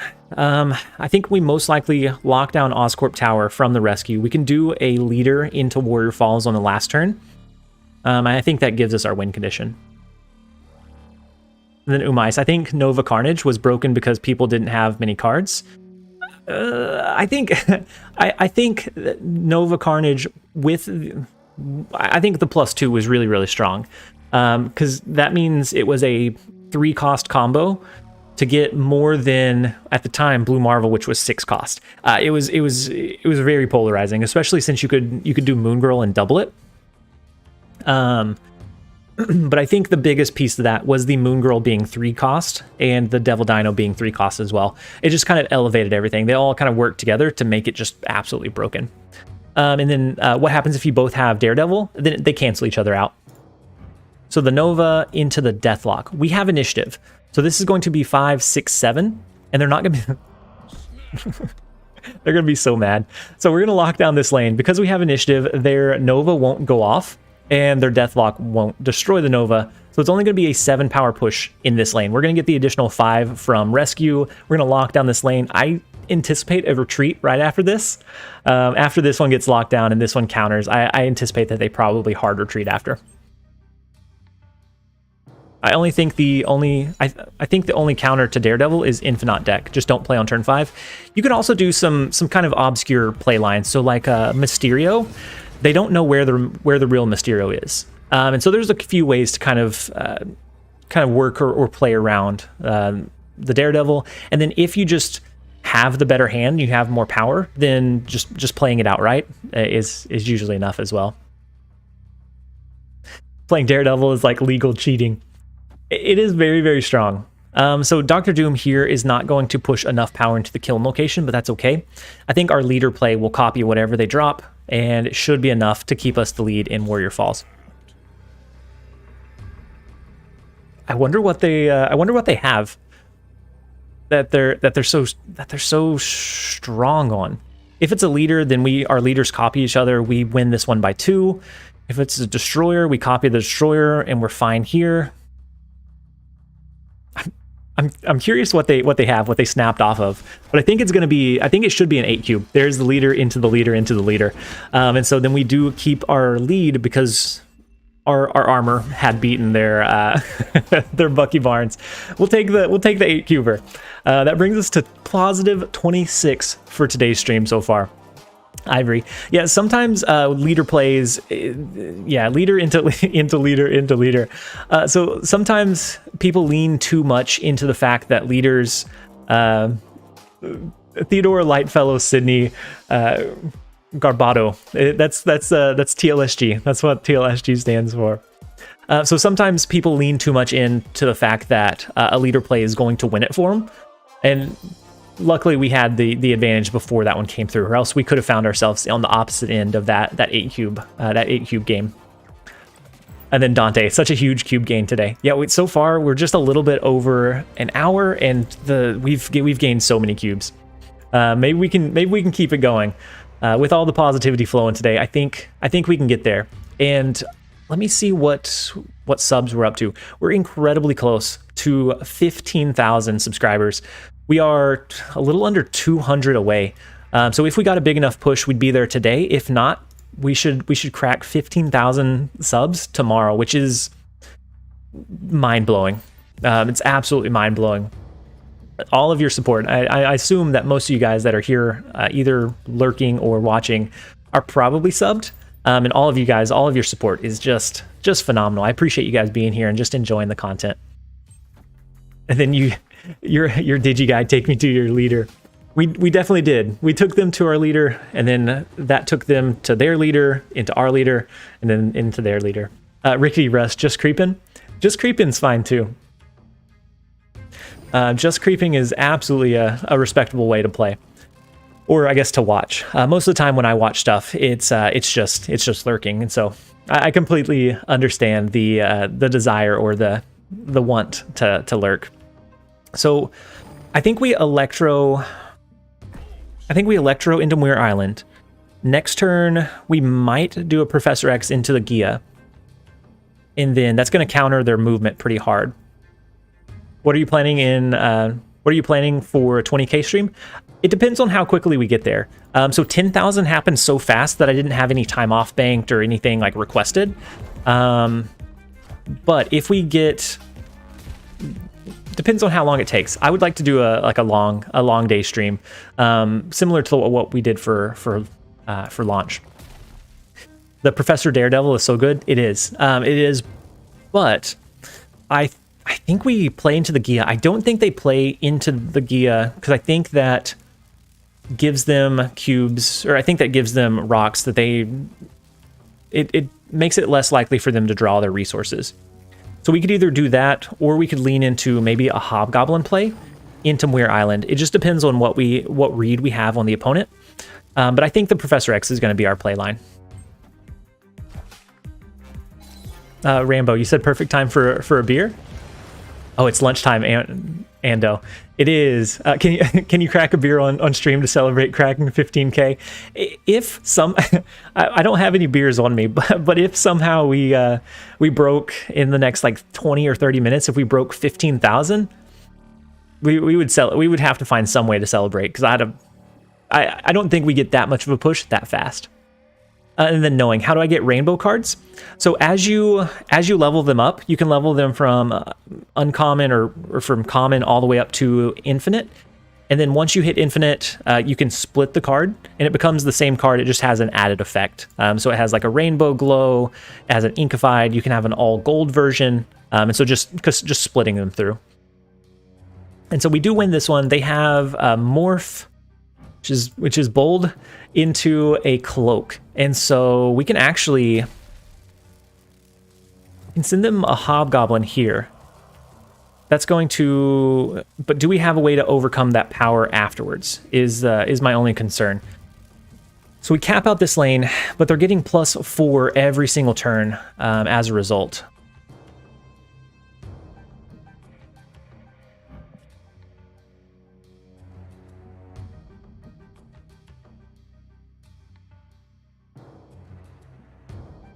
And then doing a Hobgoblin into Warrior's Fall doesn't feel great. We could do Rescue into like a follow-up play here. I don't know that's our play line either. Let's go Hobgoblin, and then we're gonna hope. We're gonna bank on just hope being our win condition here.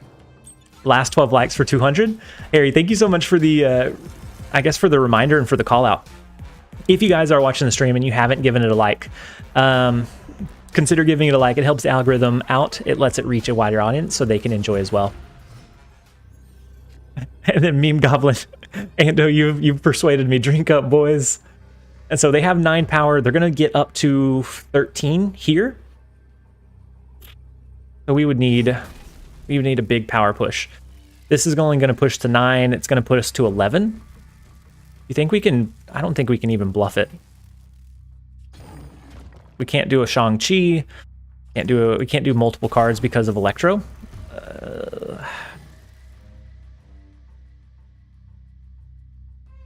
Top deck Destroyer, go, go, go. Yeah, unfortunately we don't get the top deck on Destroyer.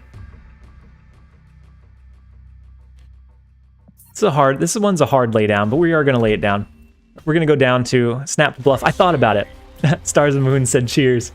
We're gonna have everyone in here drinking before the end of the stream. Yeah, I think I had already snapped Q. I snapped early on. And then Henry, hello, I got you covered for the likes. Thank you so much, Henry.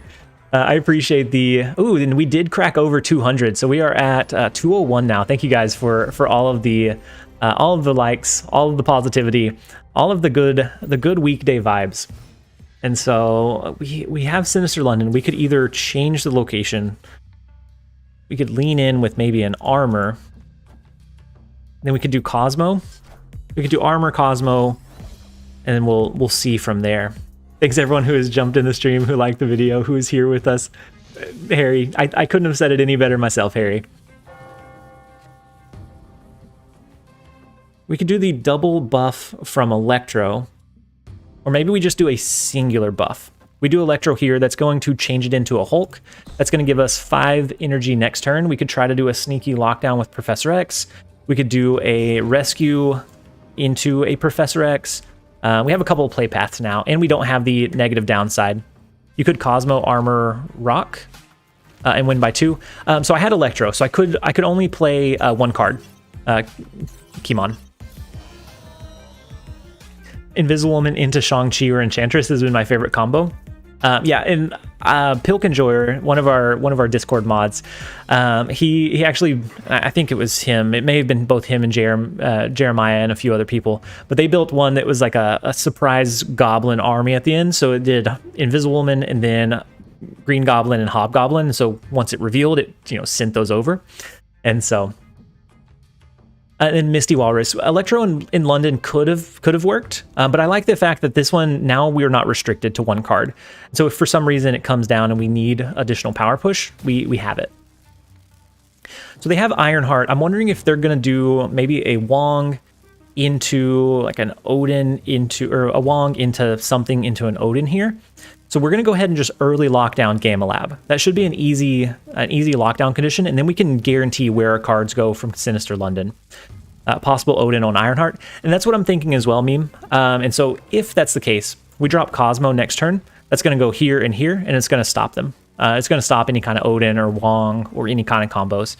Because once Professor X locks this one down, Sinister London only has one route to duplicate our cards. Yeah, it does look like, so the graphics are still in effect, but it's not truly affecting us.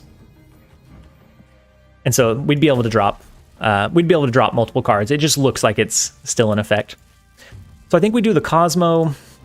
We can even do a Scarlet Witch and then a Destroyer on the last turn. So I think after this turn, they're going to retreat because we have initiative. We're going to go here and here. It's not going to change the locations from Scarlet Witch because of Cosmo.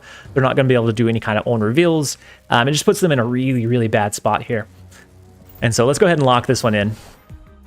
Super Z, happy to say I look forward to lunch streams on my lunch break. Oh, I'm so glad that it hits your lunch break time.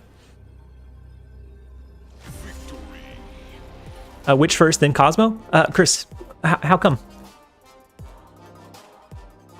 I would rather it not change these locations because we were countering their own reveal status. It's just extra points for us, and then we can do a double Cosmo. So I like the Sinister London. Oh, you didn't want to change the location? Yeah. No, Chris, you're not an idiot, Chris. You're not an idiot. I was just making sure that I followed your suggestion. It's easy to overlook and maybe not be in the same headspace as someone else, and so I always try to understand. Upgrade the goblin. Okay, Kimon, thank you, thank you for the reminder. It's the odd one out. Let's go ahead and bump it up to legendary. I'll even retake the picture of the, oh wow, no, that's a bad one. That's gonna be better. I'm gonna retake the screenshot of the card. That way it's gonna be all consistent for you guys. So let's switch this over into our Electro ramp. We're gonna replace this one, and then we'll replace the deck picture as well. That way it's all a legendary, it's all consistent for you guys. And we have a couple of reserves. Let's go ahead and open the reserves. We have the credits. We have Pixel Iceman variant, which is not always that great. And then Viper boosters. So let's grab a screenshot of the deck real fast. That way it's all consistent. It's all aesthetically pleasing. Since we were so close, if it was very far off, we wouldn't have made the change. And so that should update it for us. Let's go ahead and jump into a couple more games. Shiny Goblin, thanks for the subs. I appreciate you being here, Harry, and just the enthusiasm is so fantastic. So let's trigger the subs. Speaking of, we now have Libe, Z Silva, Rodrigo, Benjamin, Fumini, Jesper, Ryan, and Kimon. Thank you all so much for the subs. I appreciate you guys being here. And then Gonzalo, why does your name has object ridicule? It's a title. And so after collection level 1000, you can start pulling titles. And you can utilize those to get various effects. Or I guess you can put those in and it shows at the start of the matches. And so I'll show you the titles that we have so far after this match. So I'm going to play Daredevil into Muir Island. I know he's going to push into this mystery location, but I do want him to get buffed up for the first two turns. And then Dante, I'm curious if you have thoughts on the collector token situation in general. I like it. I think it's going to be a really positive. I think it's going to be a positive change. So I think that the collector's tokens gives a little bit of agency to those that like really want Mystique or really want a particular card. But it still keeps true to kind of Marvel Snap's collection system in that for the most part, it's still going to be random cards that you pull. And so then you still build your collection around those random cards. So I think it's a very positive update. I'm looking forward to whenever they implement it, just to see how it goes. Khazar pull 2 decks is still good. Knowing it can be, but I think you still need to be aware of Killmonger plays, and so you need to be a little bit more sneaky or strategic with how you play it and how you drop it. And then Brozo, you said talking about Mystique, I just pulled her after a long wait, only 12 cards left and pull 3. Brozo, that's a huge one. She is very, very flexible, and that's a huge card to have pulled and to have unlocked. I, on the other hand, pulled it as my very last card at collection level 3,800. So 3,800 is when I finally pulled Mystique. And so I'm glad you got her a little bit earlier than I did, because it was definitely hard to wait. She was one of my most anticipated cards, and so waiting that long was tough. Then Sean, I was so excited to get my variant from the season pass, and then I pulled a Pixel Ant-Man. Oh, Sean, that one's tough. That one's definitely tough. But the only upside is that now it won't show up in your store, so you can get some cooler ones from your store.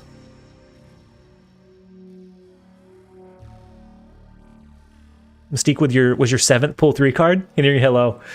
That's a big one. I think Mystique, Wong, and Sarah are some of the better cards that you can get early on. Every single variant I've ever pulled has been Pixel. Yeah, Pixel variants are kind of rough.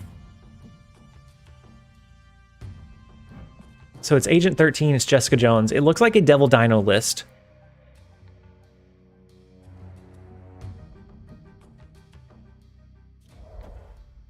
We can do a leader play and then see if maybe there's a way that we can counter this afterwards. Because that's going to copy the Agent 13, it's going to copy the Jessica Jones, and then we look for maybe a counter Shang-Chi here. Could be our playline. The only non-pixel variant I have is for Domino. Proxy, hopefully you pull some of the cool ones soon. As you get deeper, the more that you pull out of that location, the better, or the more pixel variants you get out of the way, the more likely you will pull some regular ones. The pixel variants need a buff. They do. They definitely do. So I'm wondering if we just counter drop a Shang-Chi here. I feel like they're going to play away from this location. I feel like they have a Devil Dino. If they play Devil Dino, then we'll destroy it with our Shang-Chi, and then we drop armor after the fact. That comes down to a pretty specific read. But I don't think they play here. You can kill the Collector, maybe, but I don't know that we would have enough power to overcome the rest of the cards there. And then if we had enough of a lead or advantage, we could always do Arrow to pull their Devil Dino where we wanted to. But I think this is going to be really our biggest win condition. They haven't snapped, so we don't know. Maybe they don't have Devil Dino in hand. They do have Devil Dino, and we are going to counter it with the Shang-Chi. And so we do find our win condition in a very obscure way. But we do, based on the cards that they had, the read that we had, we do find the win condition. It's one of those days where everything is going... Every read that we're doing is going well. So a positive 28 cubes so far for the stream. And then how did they play cards on the right? So they didn't. Bifrost pushed the cards over. So they played it into Muir Island, and then Bifrost pushed him over to the other side. Ooh, I was going to show you my my titles. So far we have just a few. And there's, from what I've seen, there's a pretty big list of different titles that you can get, but these are the ones that I have so far. And then variants, you can, or avatars, you pull a lot of avatars as you get further in the collection log as well. And so we have a very long list of avatars we can choose from. But my favorite is Uwadu, just because he's the watcher. He sees all, he knows all. And I like having the avatar whenever I make a prediction and it turns out how I intended it to.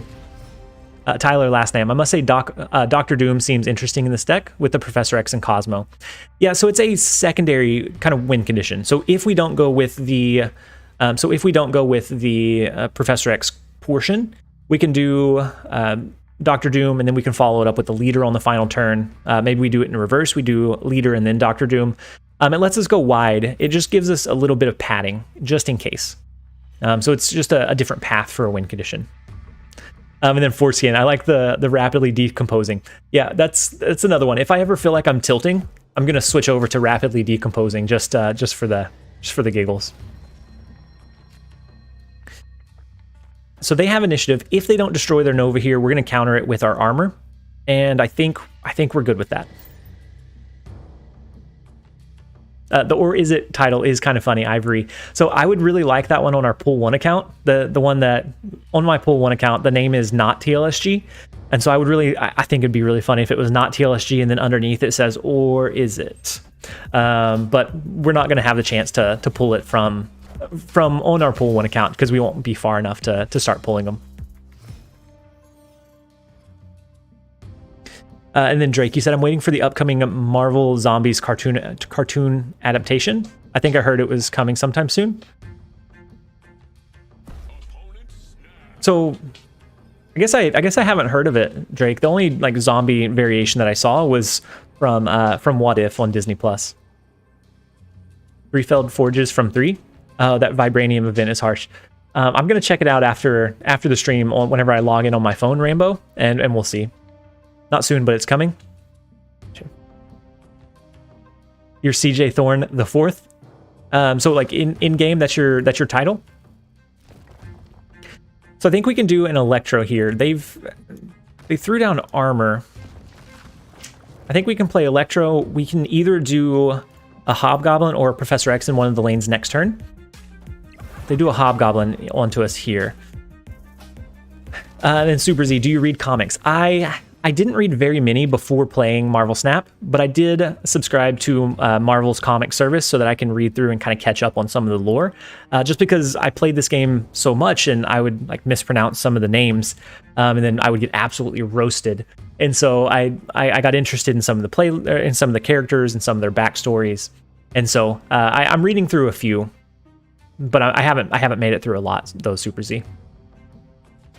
So where do we think we can Hobgoblin? They did a Green Goblin on us in Sewer System, which is rough, but I almost think that we do a Hobgoblin in return. And then Marvel Unlimited. Yeah, that's what I got, Ryan. So it's for catching up on comics. Yeah, they have such, that way I don't have to buy them. And if I'm just breezing through, if I'm like, really getting through a lot of them, I've really enjoyed having that service. If you're reading a lot, I think it's definitely worth it. I think we lock in the Hobgoblin on the far left lane. I don't think we try to risk a Professor X. America Chavez used to be 10 power, but they nerfed her during the beta. Yep, that is true. And she also used to work really well with Jubilee, because Jubilee used to always pull the top card from your deck. And so the way that Chavez works was that the majority of the time, she was the top card of your deck because you can't pull her until turn 6. So if it would have pulled her, it just skipped to the second card. And so Jubilee was very consistent at pulling Chavez. It was a really, really broken combo, but they did fix it. I receive Green Goblin, you receive Hobgoblin. And then Aaron, hi, I love your content. I'm so glad that you jumped in and joined us, Aaron. And I'm so glad you're enjoying the content as well. So they do Warpath. That tells me they're planning on doing a Destroyer at some point. And so if they're planning on doing a Destroyer, I think we Professor X the middle location. We could technically Destroyer this turn. We could Leader this turn. but I think they're going to try to get the Warpath bonus. And so we're gonna lock in this middle location, because I don't think they're gonna play here. That's my read, and I'm sticking to it. There goes the far right with the Hobgoblin in return. But as a thank you, we're going to lock down the Gia. We're going to lock down the win in that lane. And they're not going to be able to lock anything down. And then red, Killmonger. Killmonger is actually not going to destroy anything. So this lane is protected by armor. This lane is protected by armor. And then this one is locked down with Professor X. And so they're not going to be able to respond in any way, shape, or form. And so let's do the destroyer here. If they match with the destroyer, then we still win. If they match with anything else, we still win. So I think we have a pretty easy locked down lane here. The Marvel Zombies is a real nasty story. Is it really? And then Adrian, 28 cubes. Yeah, we have been having an absolutely massively positive streak. So the destroyer on the left should keep us in the win. I don't think they have anything that could beat a destroyer play. Ours goes down to 15. Theirs goes down to 15. That will be 36 cubes now, Adrian. Oh my gosh. Such a massive day for us climbing with this location. And then Brandon Drury, you said, is 2 days too long for featured locations? I don't think so. For me, I like featured and hot locations. Featured locations, since they don't occur all of the time, I usually don't feel forced into building a very specific deck. It just influences how I play around that location or that game. Hot locations, however, if that was 48 hours, I think that would be too much. But I think for featured, I'm fine with it being 48 hours. I like the change of pace and the spice. And then because it's new, so there are a couple that whenever, so the peak, like specifically, because you had to, if it showed up and you did not have a Mr. Negative or a very specific deck, you just lost. That one felt like 2 days was too long, but most of the other ones, I'm okay with 2 days. So let's do armor into the left lane. We do have Scarlet Witch, but I think we hold that for now. 137 cubes to infinite. Let's go. Yeah, we're getting close. We haven't been pushing too much on this one, but I mean we should get there. Yeah, it always offers something fresh. And I think with the combination of locations that come up along with them releasing one card every week, once they kind of get into full swing, I think at that point, I think we will see a lot. I think that was a lot of I thinks in a row. I apologize. That will feel like the meta will continue to change and just be fresh at that point. So they do a Human Torch. They're going to be running a movement deck. Let's go ahead and change the Dream Dimension. I don't like on turn 5 our cards costing one more. Harry, I don't think. I apparently do. Sorry, miscalculated. 126 to go. I think, therefore, I am Super Z. So they're running a movement deck. If we can get a sneaky Professor X play in, then we're going to be able to win this location. I think we do Cosmo into, or do we split the difference? We could do armor here as a way so we can drop destroyer here if we need to, or destroyer over here. Let's do Cosmo. Let's do Cosmo and Strange Academy. We want to push as much power there because that's going to be my ideal location for a Professor X lockdown. So that way they can't push cards through, or they can't move cards with Heimdall, no matter where they play. I'm so sad I missed the beta. I wish I knew about the game sooner, Sean. But I mean, looking on the bright side of that, the flip side of that, though, Sean, is that we're still really early on in the game, in just the game's life itself. So you're still really early on. You missed a couple of months of the beta, but you're here from the global launch, and so I think this is probably the best time to be here. I think we're just going to throw Shang-Chi into the far right lane.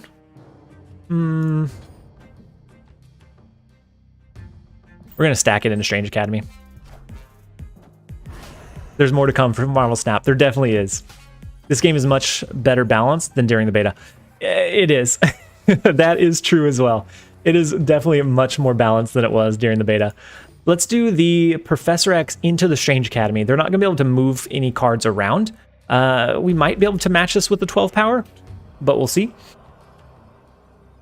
We already dropped Shang-Chi, so we have a leader play at the very end. Well, this may not have been the best play line. We probably should have held Shang-Chi just in case they move these cards over and they get above 9. But we're gonna lock in the Professor X. Hopefully we top deck Destroyer. Oh, and they moved everything over into Tinker's Workshop. Oh wait, they can do Heimdall this turn. Oh no, they have us beaten. Heimdall, because of the Titan, they can drop a turn early. Oof. That is gonna bring us down to 34 very fast. We're gonna give them the Deadpool emote off of that one, because that one was a rough one. And they saw it coming the whole time through. They deserve those cubes. We're gonna go ahead and jump out of that one and jump into the next one. And we do have a few subs that I want to welcome. I want to welcome in to the channel.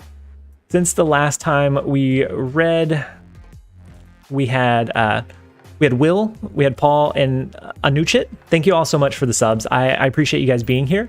I appreciate the support. I hope that you guys enjoyed the content and the rest of the stream. Let's go ahead and jump into another one. Let's see how close we are to see if we have to crack that beer at 15,000. Most likely we'll have to end the stream before we get there. Yeah, we're at 14,836. So we've jumped another 32 while we're streaming, and which is still massive. We might hit 15,000 today, but I don't think it's going to be able to be on while we're on stream, because we will have to jump back over into work soon. But it would be really cool if we jumped that much that fast. But most likely we'll have to wait just a little bit longer. We have Daredevil. We're gonna go ahead and throw that into Baxter Building. That's gonna let us read what they drop on turn 5. If we had armor here or Cosmo, then I think we absolutely would try to drop it here as a way to counter their Nova and Bucky Barnes destruction. But since we don't, that is okay. And then we actually had a couple more come through. We had Weed, we had Alexander, we had Whiskey Papas, we had Dragos, and the Colo. Thank you all so much for the subs as well. I think we play our Electro into New York. That's going to ramp us up to 5. We can then potentially play a few other... we can play a 5 cost on 4, a 6 cost on 6, or on 5 and 6. So we can kind of see if we can find a win condition from that. Then I am Grum. I remember when you celebrated 3,000 subs, growing like a virus. that sounds a little bit bad, but we are. The growth has been absolutely insane. I'm so blown away at all of the support that we've had and that this channel in the community has seen. It's been massive. I appreciate all of the help that I've gotten along the way. Are you limited in the amount of streaming time you're allowed to do every day? Not limited in what I'm allowed to do, but I have a full-time job as well, Chris. I just do this because I enjoy the game, and so I do this whenever I'm on my lunch break at work.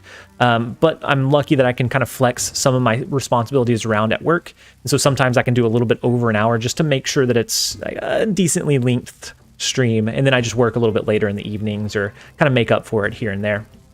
So I think we drop our Hobgoblin. It's either that or we drop Rescue into a Doctor Doom next turn.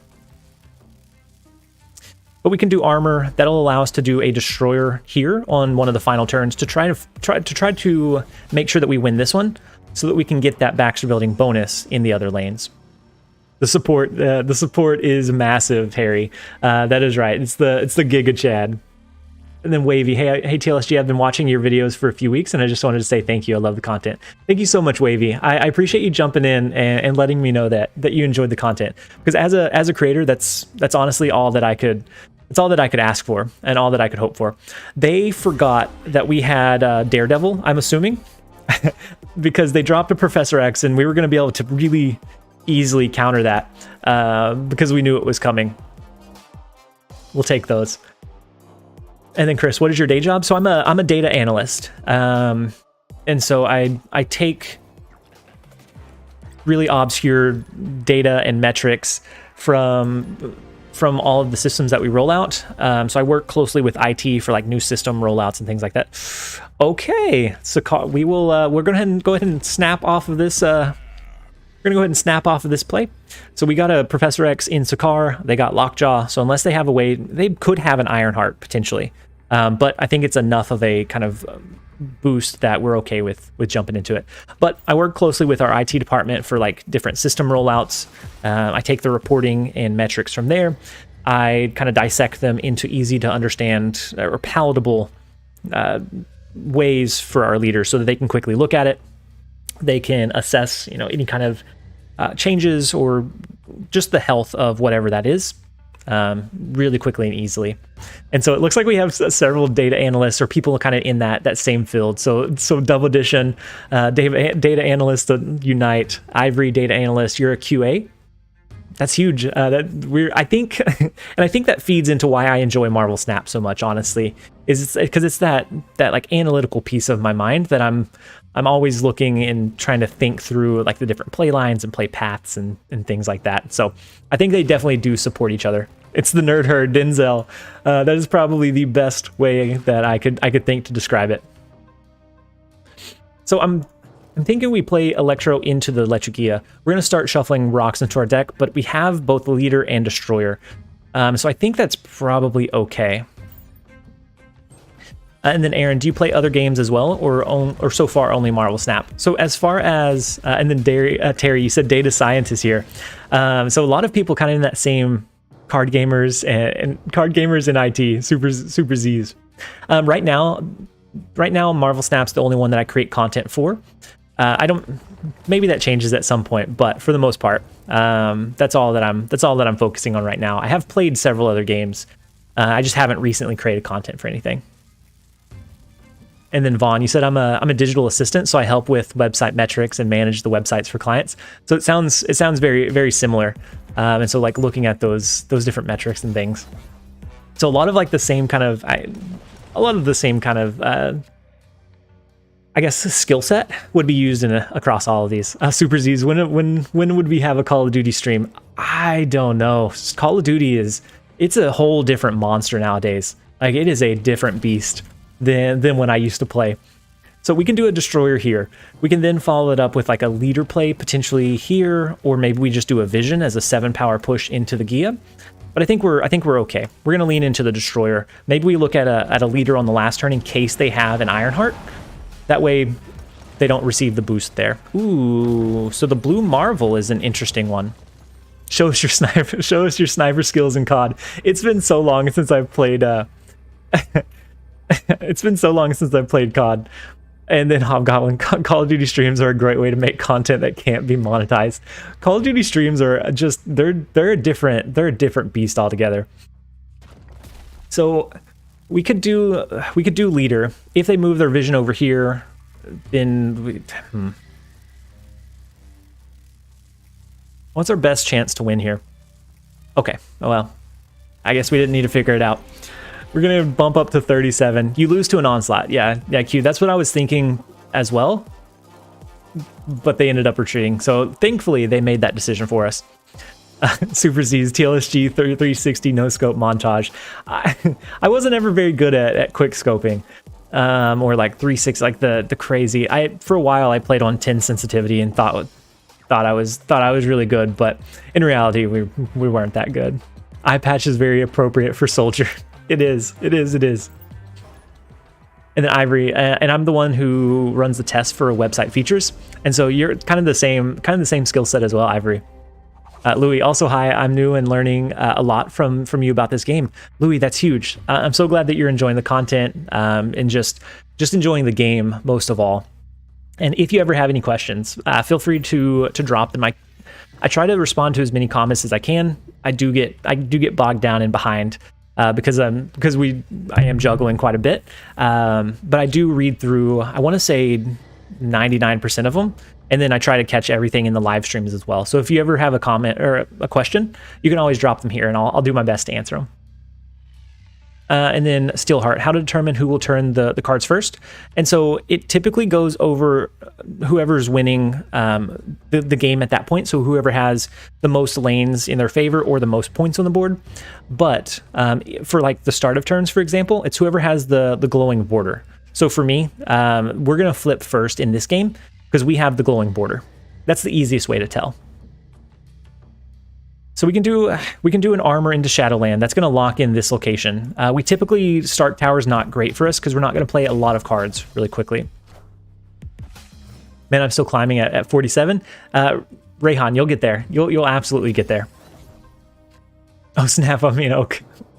I mean, oh, I got a kill in Call of Duty. It's been a long time since I played Call of Duty. The best chance to win. The opponent retreats. That is our best win condition sometimes. Let's go ahead and play. I think Daredevil into Wakanda. We do have now 2 locations that are safe from a Professor X play. If we can do maybe a Professor X on 5.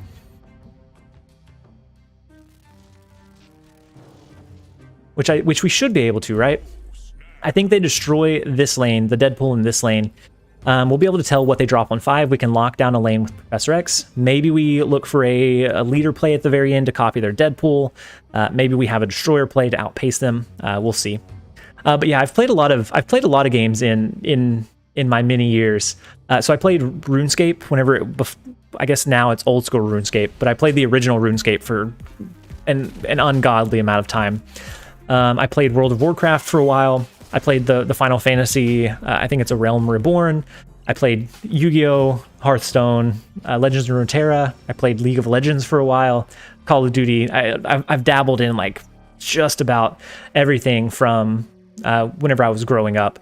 Not so much Fortnite or like the newer like Warzones, but anything before that point, I dabbled in quite a bit. So we can lock down one of the lanes with our Professor X.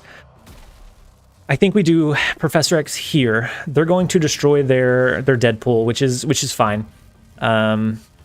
We can send them maybe a Hobgoblin on that final turn. It's either that or we try to lock this one down so that they can't do a big power push. Do we ever force them to keep their Deadpool in mid and then just go for the Hail Mary on the left or the right? No, I think we have a better chance of top decking either leader or destroyer here. I think are going to be, it gives us a couple of additional outs. I kind of like the lockdown mid, but then it really comes down to drawing leader to lock in our win condition. You think lockdown mid is an auto retreat? I can send it, Denzel. We can absolutely send it. Is Call of Duty Warzone coming to mobile TLSG? I think so. I think in the kind of last thing that they aired about it, I think it is. So we're gonna lock in the mid. We're gonna lock in the loss in mid, which is scary. But they don't have a Deadpool to bring back onto the board. So the last thing they played was 5 power. So a Taskmaster would copy 5 power. We can do, oh no, not a Hobgoblin. We can do a Doctor Doom. They might have a death. Leader would be the highest chance for us to win, but I think leader impacting 2 lanes might also let us find that win condition as well. I don't think it's a great chance, but we're gonna give it a shot. It's a little bit of hopium. You're right. And then the Colo, you said I guess we have to be patient. So did I miss a Meme Goblin? Did I miss a question from the Colo? Oh, I guess you guys have been having a conversation back and forth. Missed a couple. Leo, you said started playing on Friday, got to tier 2 today. Super fun game. Wish I was playing to get the Spider-Man card back. So yeah, for last season, yeah, the Spider-Man or the Venom card back last season's probably, I think that one's gone. I think they said it's gone for a while. But we can always move forward, and there'll be other cool card backs. Yeah, the Nova first and then Carnage. So they knew that, and so Adrian, they knew that it wouldn't get destroyed here. So I guess it didn't matter which order they played in. And then if for some reason we change this location, I think they wanted the additional 1 power point. No, it would have been less power points. I don't know. I still would have ordered it Nova and then Carnage as well. So let's go. We're positive 41 today. Maybe if we keep some big wins going, maybe we can get to 90 before we end the stream. we'll give it a shot. I think 41 is probably beating my record for most cubes we gained in a stream. And as a kind of reminder, this Jeremiah, I don't know if he's still here, or Soul Knife in game, is the one that kind of crafted this deck. And I picked it up, and I planned on tweaking it before I like locked into an Electro ramp deck, and it just felt really good. And so then we just kind of locked in and went from there. Yeah, we've gotten so many cubes. I think this is probably our cube record for like one consecutive stream, just because most of the time I end after an hour. We've had one that was like an hour and 15 minutes, and we got something like 30 or more cubes. So it was a big gain as well. But I think 41 is just the raw, like the most that I've gotten in just raw cubes. And then Tofu, you said this is my favorite archetype to watch you play. This is one of my favorite archetypes to play. Just like a control or ramp and just kind of outpace and outpower is one of my favorite ones. I like this and a really hard control deck as well. So we can do armor. We can stack Cosmo here. Do we ever look at doing a Shang-Chi on 4 to take out their monster island? It is the reason I don't want to play Cosmo over there. And then is Rescue good in a pool 2 deck? Rescue's okay. Rescue, it's kind of like telegraphing your next turn play. And so it can be tricky to use for sure. And Drake, I think they were asking like if they grabbed Rescue early, would it be good? And I think it can be. I think you have to be really aware of how you build it. So I think we Shang-Chi, take out their monster. That'll give us a 9 power swing here. They are locking down this lane. We have leader for our last couple of turn plays. If we can get our Dr. Doom, we can send 5 more power here if we need the extra support. And then if we get Destroyer, we can drop it into Death's Domain as a big power play there as well. She's a better Hawkeye. And then Iraq Lobster, I just logged in. Did I miss? So you haven't missed. We're still going to go live for a little bit. I don't have any meetings scheduled for just a little bit. But we are absolutely massive cubes today. 41 positive for the stream so far. So they use the Shang-Chi. We use the Shang-Chi. If we can draw into, and it's a big if.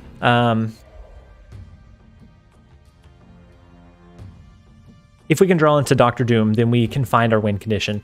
Otherwise, we might do a rescue into a leader play. Which doesn't feel fantastic, but I think it might be our best shot. We can also change this location with the Scarlet Witch, but I think we're gonna lean into the rescue play. If this one doesn't work out, then we're gonna go ahead and retreat after this. And then Meme Goblin, have to go, boys. Have a good rest of the stream, TLSG. Thank you so much, Meme Goblin. I hope that you have a fantastic rest of your day, and we will catch you in the next one. Oh wait, is that Oh no, I think that's bad, right?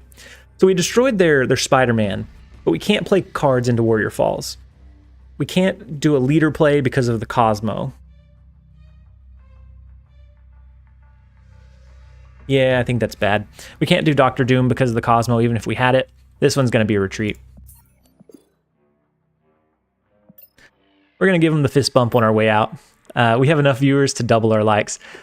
Stars and Moons, if thanks for the reminder. If you guys are watching the stream and you are enjoying the streams, if you hit the like button, it helps the algorithm out. Oh no, I messed up my aspect ratios. Oh, I resized the wrong screen. I'll fix that in just a moment.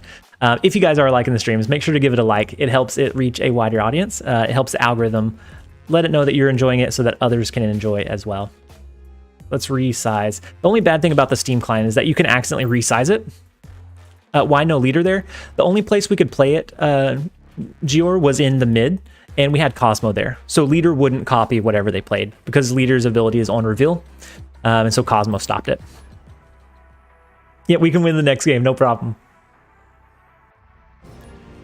But yeah, Eero, leader will play cards into the Spider-Man location, but since we had Cosmo, it wouldn't have went through.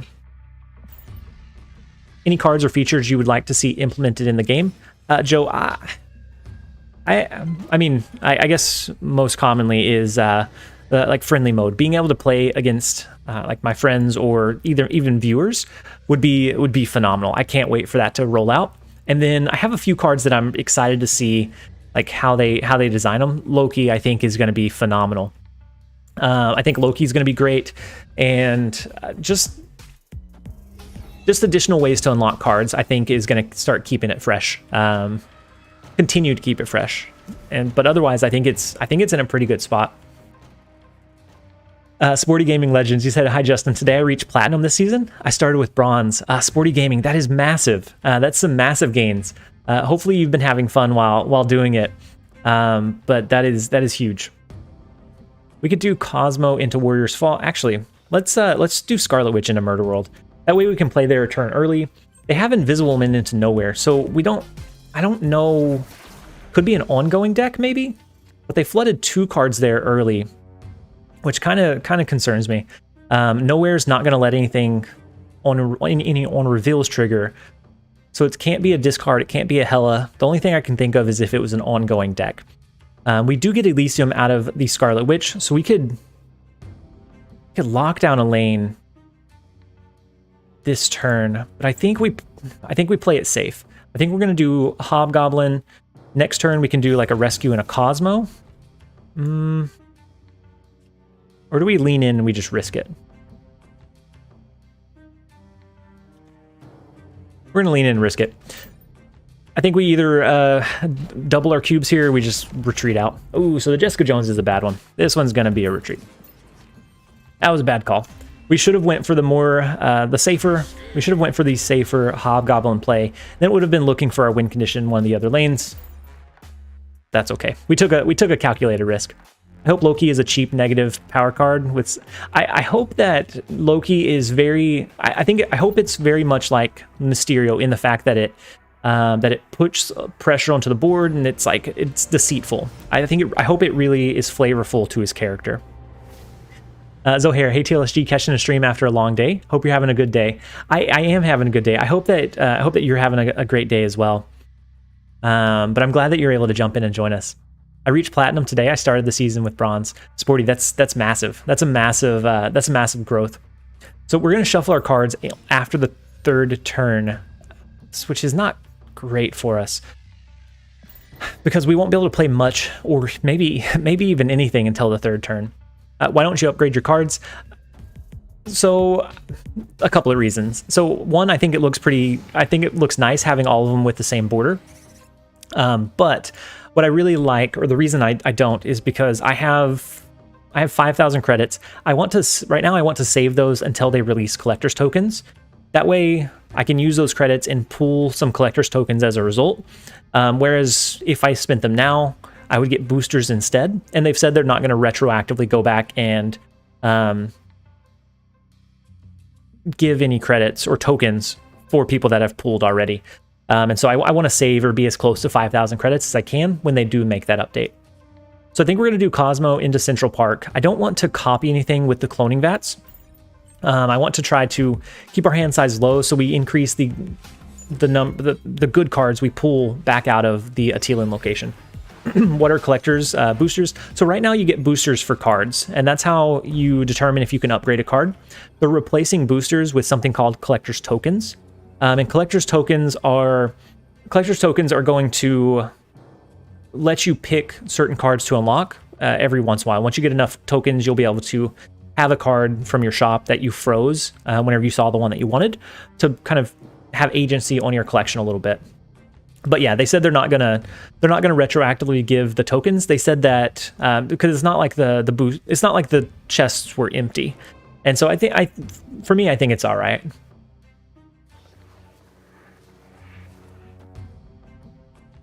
So we didn't get anything really great out of this location. We could either try to sneak in a Scarlet Witch so we could lock down Central Park. I think we're just going to change this far left lane, and then we'll see what it looks like. But most likely we are going to probably end up losing this one. How do you know do you know how many cards will be added? I don't. I do know that there's a big log of, a huge log, like backlog of cards that are like waiting to be released. And so I don't know exactly how many, but I think it's going to be quite a few. Can you show the Angela variant? Yeah, we can pull it up. Are tokens replacing boosters? I thought they would just be additional. Rambo, I'm pretty sure they said it would replace boosters from the collection track. So you're going to have to get boosters, I think, exclusively from playing the games, rather than from the collection track. So we could try to sneak in a Professor X here. If they go something like a Blue Marvel here, then we could lock this one down. But I don't know that that's even enough. If it's a Blue Marvel and then an Onslaught, then we're just not able to hold pace with them. We've already risked the additional cubes, so I think we lock it in and see, and then we kind of go from there. So they do have Blue Marvel, so that buffs up their Angela and their Squirrel. We have the win right now, but if they have an Onslaught, that adds one additional here. We still have the win in this lane. Could Destroyer win us this game? What a top deck. Oh, they're likely. So from the reserves. Oh, gotcha, Jeremiah. So the dedicated slots will probably still be boosters, but otherwise. Marvel coming. The Blue Marvel. They'll play the second Blue Marvel.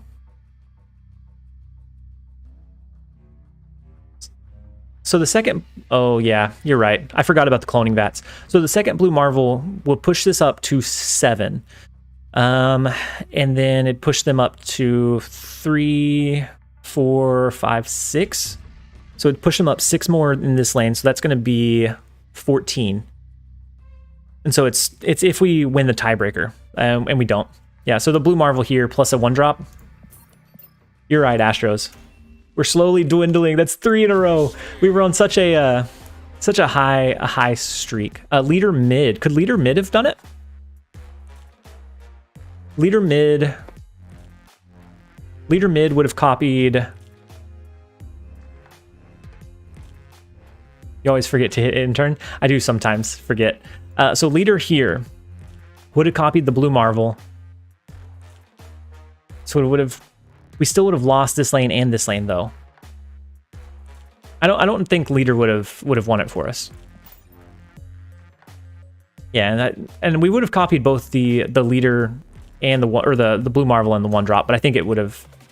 Yeah, I don't think it would have been enough. I think that would have been closer, but I don't think it would have been quite enough.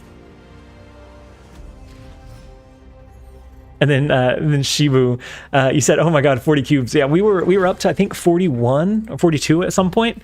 We've lost 3 in a row, but we're still hopeful. And actually, we have a couple more subs that I want to call out. Let's go ahead and re-trigger the notification. We have Lafel, we have Kyle, we have Half Lotus Music, we have Carlos Ultro Tom, and I think the Colo, I've already called you out. Thank you guys so much for the subs. That is getting us ever closer to 15,000. We are like 104. Wow, we've jumped another 30. We're 140 subs away from 15,000, which is a massive milestone. And just the support, and we'll either get there later today or tomorrow, but we were so incredibly close to that huge channel milestone of 15,000. And I appreciate you guys and your support and just being here to enjoy the content. Blue Marvel was on the board. He could have played Onslaught, but I think Blue Marvel would have given him more power across the board.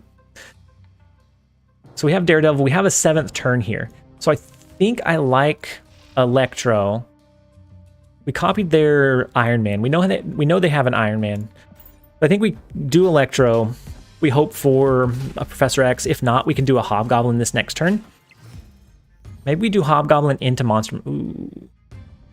We take the risk for Professor X. Or do we send a Hobgoblin their way in Monster Metropolis to try to counteract their Angela buff? Yes, I guess it doesn't matter. So we snapped off of the Professor X top deck because we would be able to lock down a lane, and it looked like they didn't want any piece of that action, so they went ahead and retreated. Let's see if we can get back up to at least 40. I will have to jump back over into work soon. Ooh, and then we have Bane of Surtur, and so I don't know if Bane has made it into any of my videos, but he is always he's always a very tough matchup. And so we'll see if we can get a good match against him. But I think more than likely, I think I've lost more games to him than I've won. We do have Electro. We have Daredevil. Ooh, we actually have Armor, which I think I like better than the Daredevil play here. And then Zohair, you said it's crazy seeing you talk about 15,000 when just a few months ago I remember you talking about how massive 3,000 was. And it still is a massive milestone. I guess I'll throw another kind of crazy metric at you. We have grown since launch, right around a month ago. We have gained just about 10,000 subscribers in 30 days, which is insane. This is just massive. I couldn't have ever imagined that the support for the channel and that the launch would just go like this well. I appreciate everybody that has helped along the way. We can do a rescue play here. We're going to push it over into negative zone. We can then play a card into Xandar, which would buff up the rescue. I'm not liking our hand. We don't have a great hand for our ramp. TLSG don't cry. I might. It's been such a crazy road. And there's been so many people that have helped me along the way that I'm just so grateful for all the viewers, all of the growth, and just the insanely positive community that we have. What's your year-over-year growth in basis points? Rainbow, I don't know the year-over-year, but I do know that we've only been doing content for about 5 months, and so from within 5 months. He's not crying. This is happiness tears. I'm not crying. You're crying. In about 5 months, we've gained about 15,000, and so I'm curious to see what we can reach by the end of the year and by 1 year of just content creation. Leader or Doom. We could do. Actually, I think we can do Leader here, right? I think it's safe. I think it's a safe assumption that they're not going to fully cap this lane out. And so I think we do Leader, we copy whatever they play. That does buff up our rescue. And then we'll kind of go from there. Could be a Sarah incoming, you're right. Also thanks for the 300. Did we hit 300 likes? That's massive. Thank you guys for that. So we have the Leader play. Ugh, they played Cosmo into the left. Or did they use...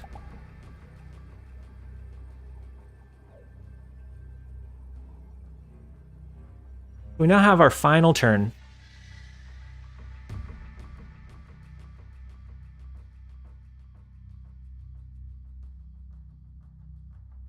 They'd have to have 9 power here. I don't know that we have a great win condition. I mean, we could do Dr. Doom. I don't know that that's enough. They have your Leader or Dr. Doom. From what location? Oh, from White Queen. Ooh, true. That's true. They can move Nightcrawler, and then they could do Leader or Dr. Doom for this final turn. I think we lose this one. They could move their Nightcrawler over. Yeah, from the White Queen. You're right. Where's Destroyer when you need it the most? You're not wrong. We're gonna go ahead and they'll push Bifrost. I think they do because this is a 9 gap. And this is only a 3 gap. If they Leader, they lose. I don't think we have a way to overcome the Bifrost without the Dr. Doom though. So we're gonna tell them we're losing. We'll give them the thumbs up. We'll end the turn. We'll let this one play out. But I do think that they win this one. Ooh, they did Leader, and they win, right? They win left and right because of the Nightcrawler push. Unfortunate. We need to get back up to 40. We need to get back up to 40 before we end the stream, because I will have to jump back over into work here soon. This is sniper move. That is not your Leader. That is their own Leader, and he made sure to play the one that had his variant as well. So Brett, you said, so I'm pretty much a new player, but some mechanics are a little confusing. Do on reveal abilities do not trigger the last turn? So they do. They do, Brett. And if you're asking about one of the games that I played specifically, Cosmo stops on reveals from triggering, so that may have been why I wasn't able to do something like do an on reveal in one of the lanes. But they do trigger on the last turn as well. Yeah, and he even played it on the losing lane. Yeah, he was confident in what he had.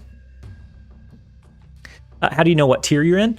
Or what pool? So from collection 0 through 212 is pool 1.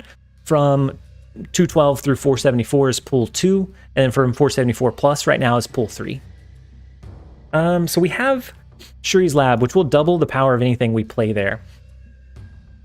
We also have the Vault, which is going to lock after turn 5. Or after turn 5. I think maybe we play Armor into Electro next turn. So you're in pool 2. Yeah, most people, if you started around the global launch, most people are around pool 2. And then, yeah, you can sub Scarlet Witch with a few other things. Scarlet Witch is just kind of for a little bit more consistency. Do we even care if Electro gets destroyed? I guess there's a few like rare scenarios where we would. So let's go ahead and Electro into Murder World. We'll let it get destroyed. You started a week ago? Yeah. And so if you get very far in your collection track or anything like that, I could see you pushing pool 2 pretty quickly. You completed your collection. Your last card was Wasp. Darth, that's not a bad one to have as your last card. That's definitely not a bad one at all. I think we do Professor X into Murder World. I think we try to play... they might play... If they have Dracula, they might play Dracula into Murder World this turn. But that's if they drew into their Dracula. What's a good collection tracker? Louis, I'm actually not sure. I think Snap.fan has a decent one. But I haven't used one. I just did mine I did mine mentally. If they have Dracula, they absolutely play it into Murder World. But if they don't, then I think they probably push into Shuri's Lab. We're gonna snap into it and lock it in. We either double down and lose our cubes, or make it much more likely that we win this game. You just pulled Mysterio and Black Bolt, and not sure how to play them. Any tips? There's the Dracula in Murder World. So Mysterio is good in... Yeah, Black Bolt is a tough one to use well. Mysterio is pretty pivotal in a lot of deck lists. So this is the last turn that cards can be played here. Do we just throw Destroyer into mid? I think that would be our win condition. We could always do Dr. Doom here to push 5 more power there. Yeah, Black Bolt isn't great. Mysterio is really good with like Bishop Angela, like early game cards or like tempo cards.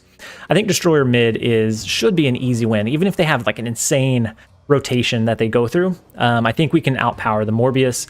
We can always do Dr. Doom, push more power to the side, and I think that's what we lean in on. I'm just glad we got the Dracula call correct. That would have felt pretty bad had we not. And so they discard one more card with Dracula here. That will push this up to 12, and then 13, 14, 15, 16. They're gonna need at least 2 more discards to win this one. And so it looks like they probably didn't have it. That does bring us back up to 39. Let's do just 1 or 2 more. Once we crack 40 again, we'll have to end. But that one came down to reading what the opponent had or what their play path would be. The Cosmo, oh yeah, the Cosmo on the right would have won as well. Here's Bane of Surtur to make sure that we don't end. And then JFam, hello, I'm a new sub. Thank you for your videos. I'm so glad that you're enjoying them, Jay. And I'm so glad that you found the stream and that you jumped in and you're enjoying it. And then Brett Carnes, you said, so only pull 3 cards I have right now are Magic, Sarah, and Red Skull. Ooh, Sarah is a good one. You can do Sarah into any kind, like a destruction deck. I have a pool 2 destruction deck build. The thumbnail has Carnage on it. If you sub in Sarah for one of the cards from that one, so maybe for Enchantress, I think Sarah would be pretty decent. You could do quite a big push on that last turn. But yeah, you can do Sarah in a lot of things. It allows Zoo to be viable all the way through pool 3. So let's do our armor. Next turn we'll do Electro to ramp up unless it unless it doesn't look like we are going to need to. Last turn we didn't have any great ramp cards. And so we actually get Tinker's Workshop. So maybe we do Rescue here. We can do Rescue next turn. We can do something like a Cosmo or a Scarlet Witch. And this lane is protected for our armor play. Or maybe we do Rescue here.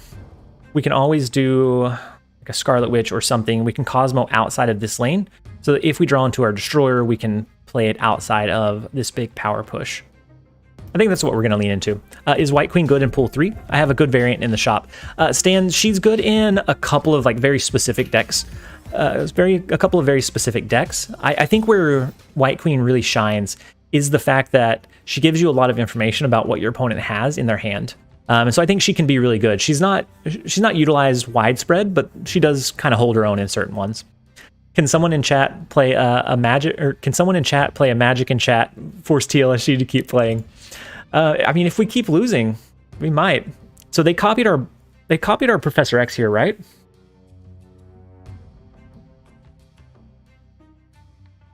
Because the White Queen last turn should have copied.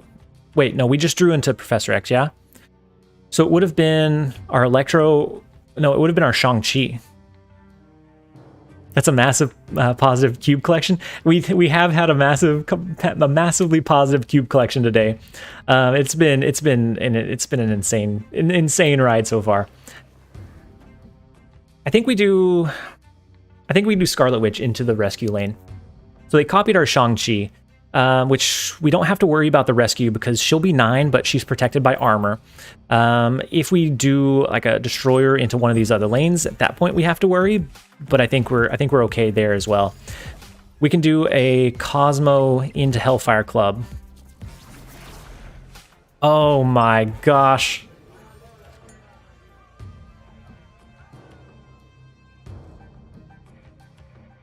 I think that's your magic card that you were asking for, Rambo.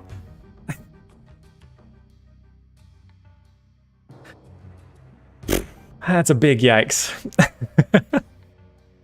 So we Scarlet Witch into Bar with No Name. She said we can't stop just yet.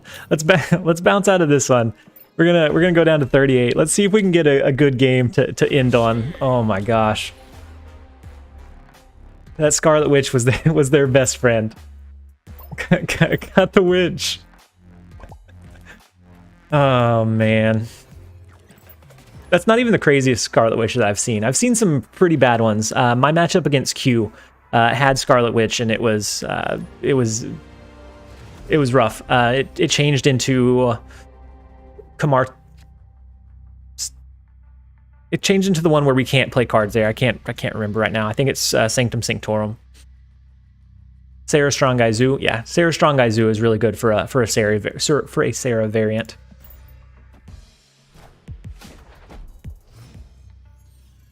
Yeah, we are a massive plus 38 today, and we're going against Bane again. Oh, the Bane of our cubes. We've had a really positive stream so far. The last couple of matches have been tough, but before that we were on a massive tear.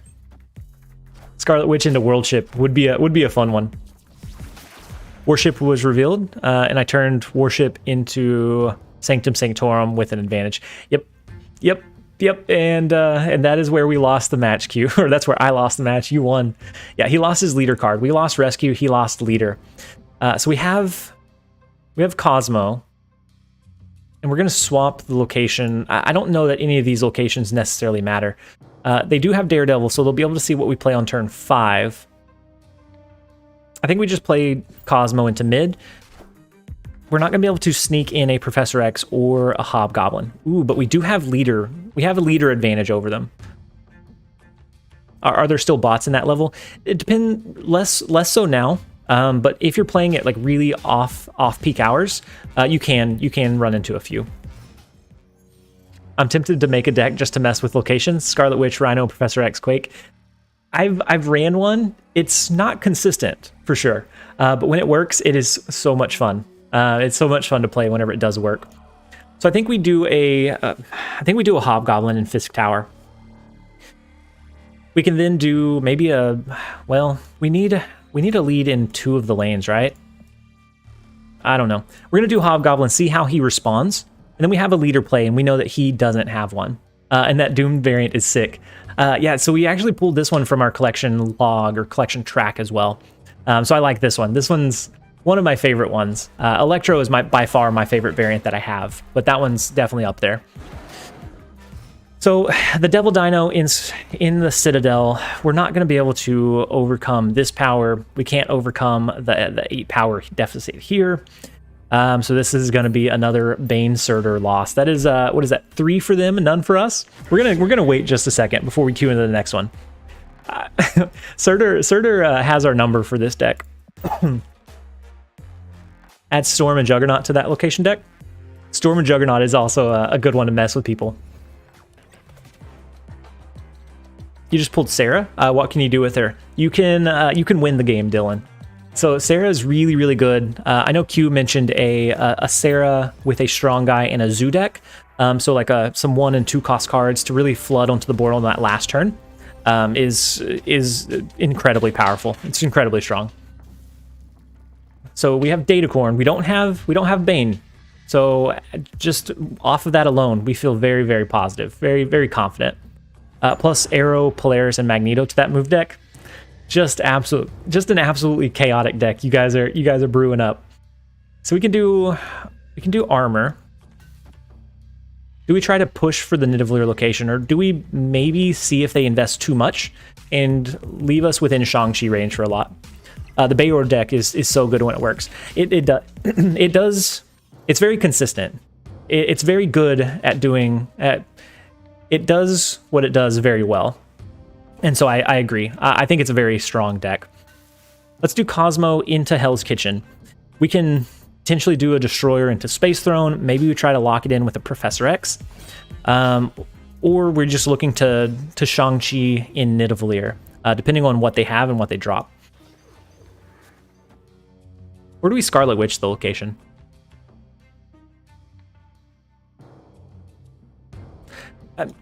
I'm not sure about the Professor X on Space Throne, because we don't have a Daredevil to read what it's going to be. I think they're probably going to drop Dracula there, and I like the Nidavellir location. I like this one because it allows us to push a lot of things within Shang-Chi range from the +5 power bonus. Yeah, the Shang-Chi on Nidavellir is huge. The Goblin will mess with you. I don't think this is a discard deck. I don't think they'll have a Goblin, but they could have a Dracula or something else. We're gonna go ahead and Scarlet Witch it. The sneaky Shang-Chi. Yeah, I like that one.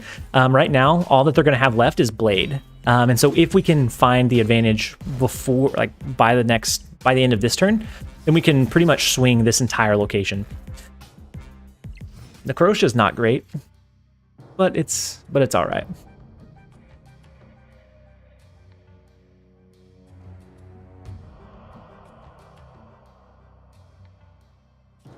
I think to do the Shang-Chi play and do it well, I think we have to lock down one of the lanes this turn, because we need to be able to use Shang-Chi on the last turn without fearing that it gets destroyed.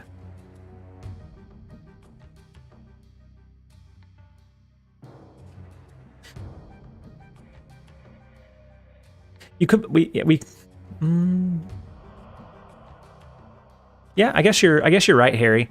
We could do an early Shang-Chi that ties us for this lane at least for right now, and then we could do leader.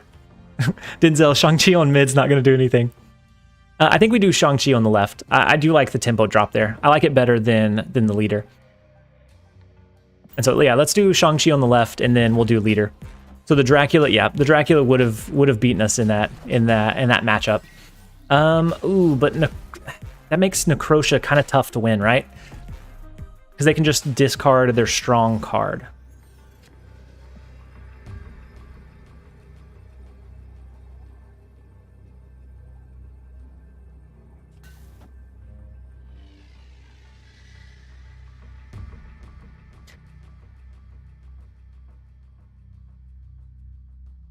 So they have 2 cards. They are probably going to run an America Chavez and let Dracula get discarded by Dracula.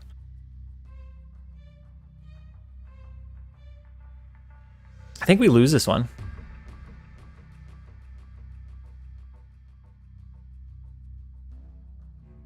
I don't think we have the win condition here either.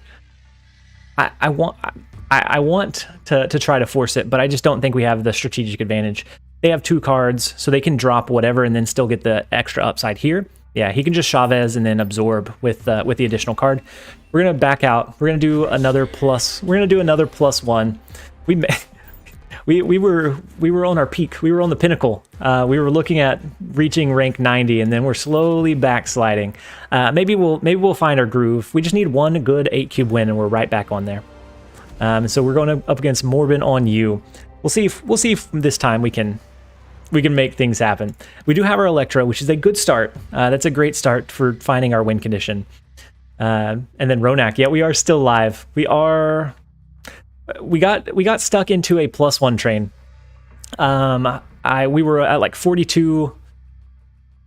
The Hobgoblin into Necrotia could have been okay. But then Dracula could have absorbed their like 16 power Apocalypse.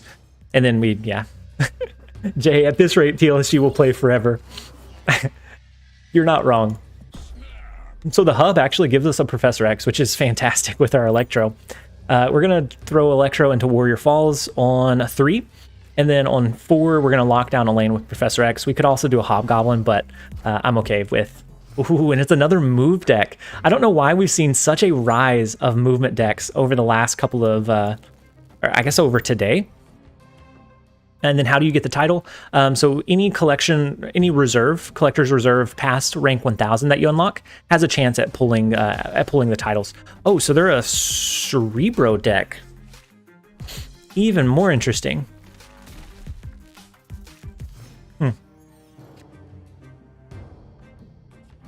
So do we still shoot for a Professor X lockdown in mid since they're not a true like movement deck? I think we do. I think that's one of our big win conditions, and then we can try and force a destroyer or a leader. But I think we'll see. Thanks TLSG in chat. I just threw Mysterio in my Strong Guy Zoo deck and won twice in a row. That is massive. That's massive, Alan. Hopefully you can continue that streak. We do lock down the hub. I don't think they're going to be able to push this one up any further, and so we should destroyer left now. Cerebro from the hub. No, it was actually by the Triskelion. Hey, welcome. It took you long Hey, enough. Brett Carnes, thank you so much for joining as a channel member. I appreciate the support, and I'm so glad to have you here. If you refresh the stream, you'll have access to our growing list of emotes, and we should be getting a new one sometime soon. We just have to figure out what we want to add. The fake movement Cerebro 3. Maybe last turn destroyer left. If we're looking for big cubes, maybe that's where we do it.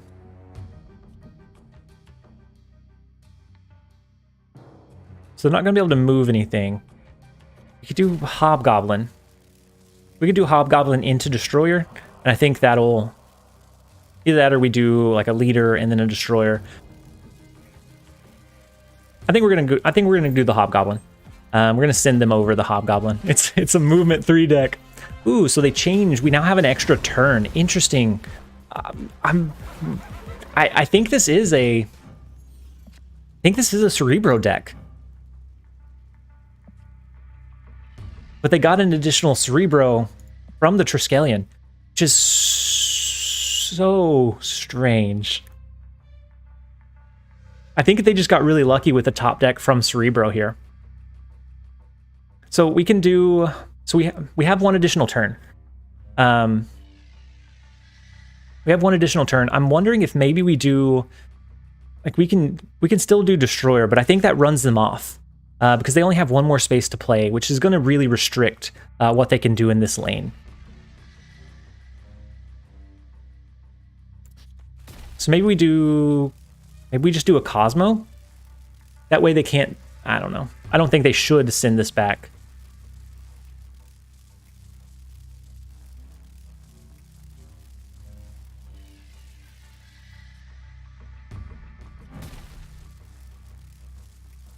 Be careful of Professor X. They usually run those. So Professor X would lose this lane.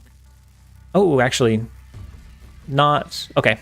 It wouldn't, but we're gonna use leader to copy their whatever they play this turn. So I think we should be okay. What is 3 power cards? And so magic. We have multiple man, and so it's a Cerebro 3. It just looks like they got lucky with a Cerebro from the Triskelion. So you were right. That was a great call. Oh no, my gosh. Oh my gosh. The cop, oh man. We lose this one. I choked. So the leader for the Professor X is not going to win it for us because of the Cerebro and Mystique. Oh no.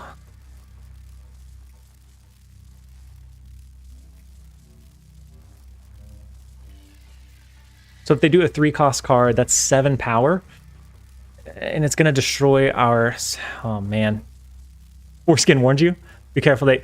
He did. He did warn me, and we didn't listen, unfortunately. The thing is, a destroyer over there would win.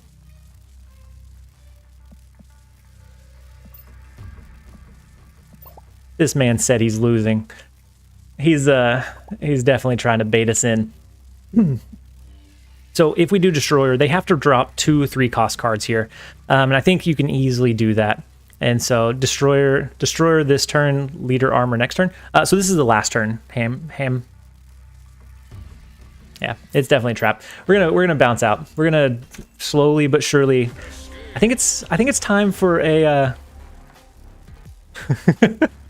I understand, but then I read the name. Oh man, so I think we've been slowly descending, right? So I think this is a perfect chance to update our title. We started off so strong, but now we're just rapidly decomposing. We're on that downward tilt. But Ham, you might be a little bit behind Ham. We at least whenever that chat was coming through, it was the last turn. So we're doing +1 more. We're rapidly decomposing, so we're just going to lean into that monstrosity.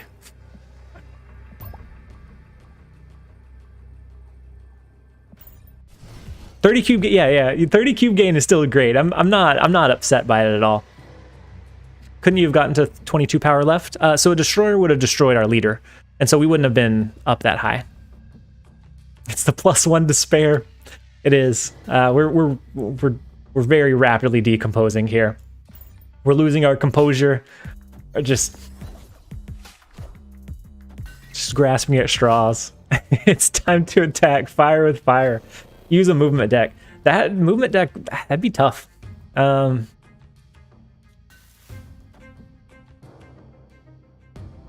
We can do Cosmo left.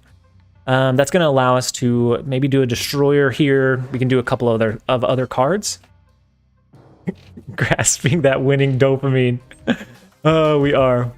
How do you change your title? If you click on your avatar, and then in the bottom right, there's a button that says titles. And so if you've unlocked any, you can find them there. So the Angela Sentinel is tough.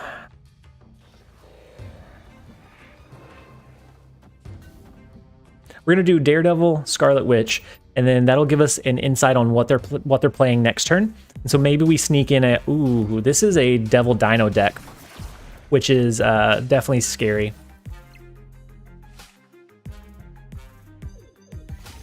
Oh, the armor plus destroyer. Yeah, I think we had Electro. Or I think we had Electro in effect in that game. SR. If we lose this one, we're just gonna have to end. I do have to jump back into work mode. It's been like 30 minutes since we were winding down. Let's see what they're playing. Hopefully we can find a win condition, but we'll see. What do you think of a hybrid move deck that also plays Kingpin, Arrow, and Magneto? Derek, I actually played one recently. I think they're really strong. They're still really difficult to navigate, but I think they have a lot of potential. And so I ran one. It has Magneto as the title. Ronak, I did snap. I snapped on turn 1, and so we can't snap anymore.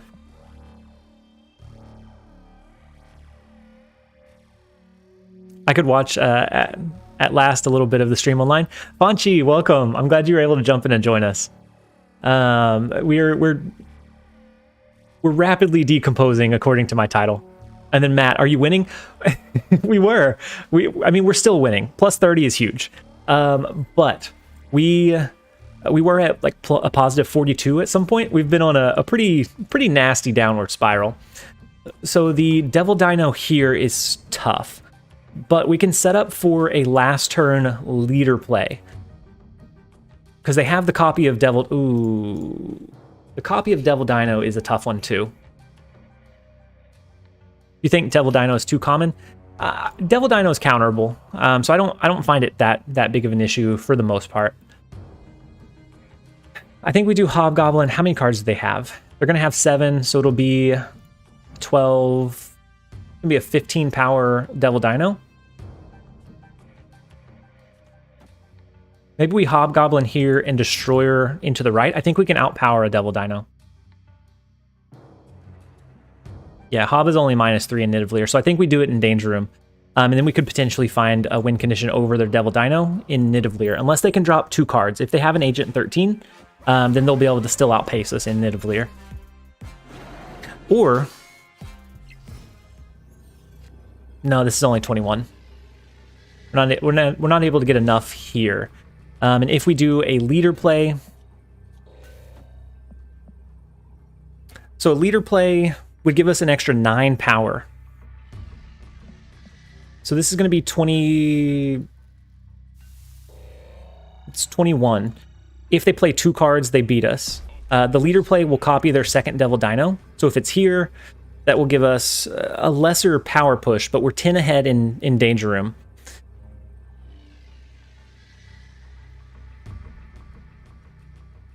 And so I think the +3 is good for us. I think this is our best shot, right? I expect they play either Dino or Leader. I think they play Dino. I think they play Dino and Agent 13 as a way to win Nidavellir. And so I think Leader is going to copy it. It'll give us card advantage over them in Nidavellir and let us win this lane. So rapidly decomposing. So there's the Devil Dino, and then the Agent 13 follow-up. There's the Agent for 13 follow-up. Now it's just if the math checks out. That's going to be close. Oh my gosh, that's it. That's the read. That is the read we needed to get back over 40 so that we can actually go back to work. That pushes us to 41. Oh man, that is why we like to run the Uwadu avatar. It feels so great whenever you get those big reads. It was massive. And so that one took a very specific read to do. But they always feel real great whenever you get them. And so a positive 41 cubes for the stream today. I appreciate you guys being here. I hope that you all have a fantastic rest of your day. Yeah, we did break the curse for the final game. And so with that, we have to end the stream off of that one.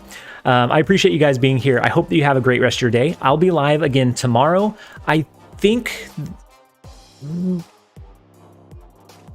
it's bad. I don't remember what... oh, I'm gonna be doing a transition to pool 3 video for tomorrow. So using one pool 3 card with a pool 2 build. And so I'll be live with that tomorrow on our free-to-play account. And so I hope you guys have a great rest of your day. And then as always, this has been TLSG. Thank you guys for a fantastic stream. I'll see you guys later. Bye.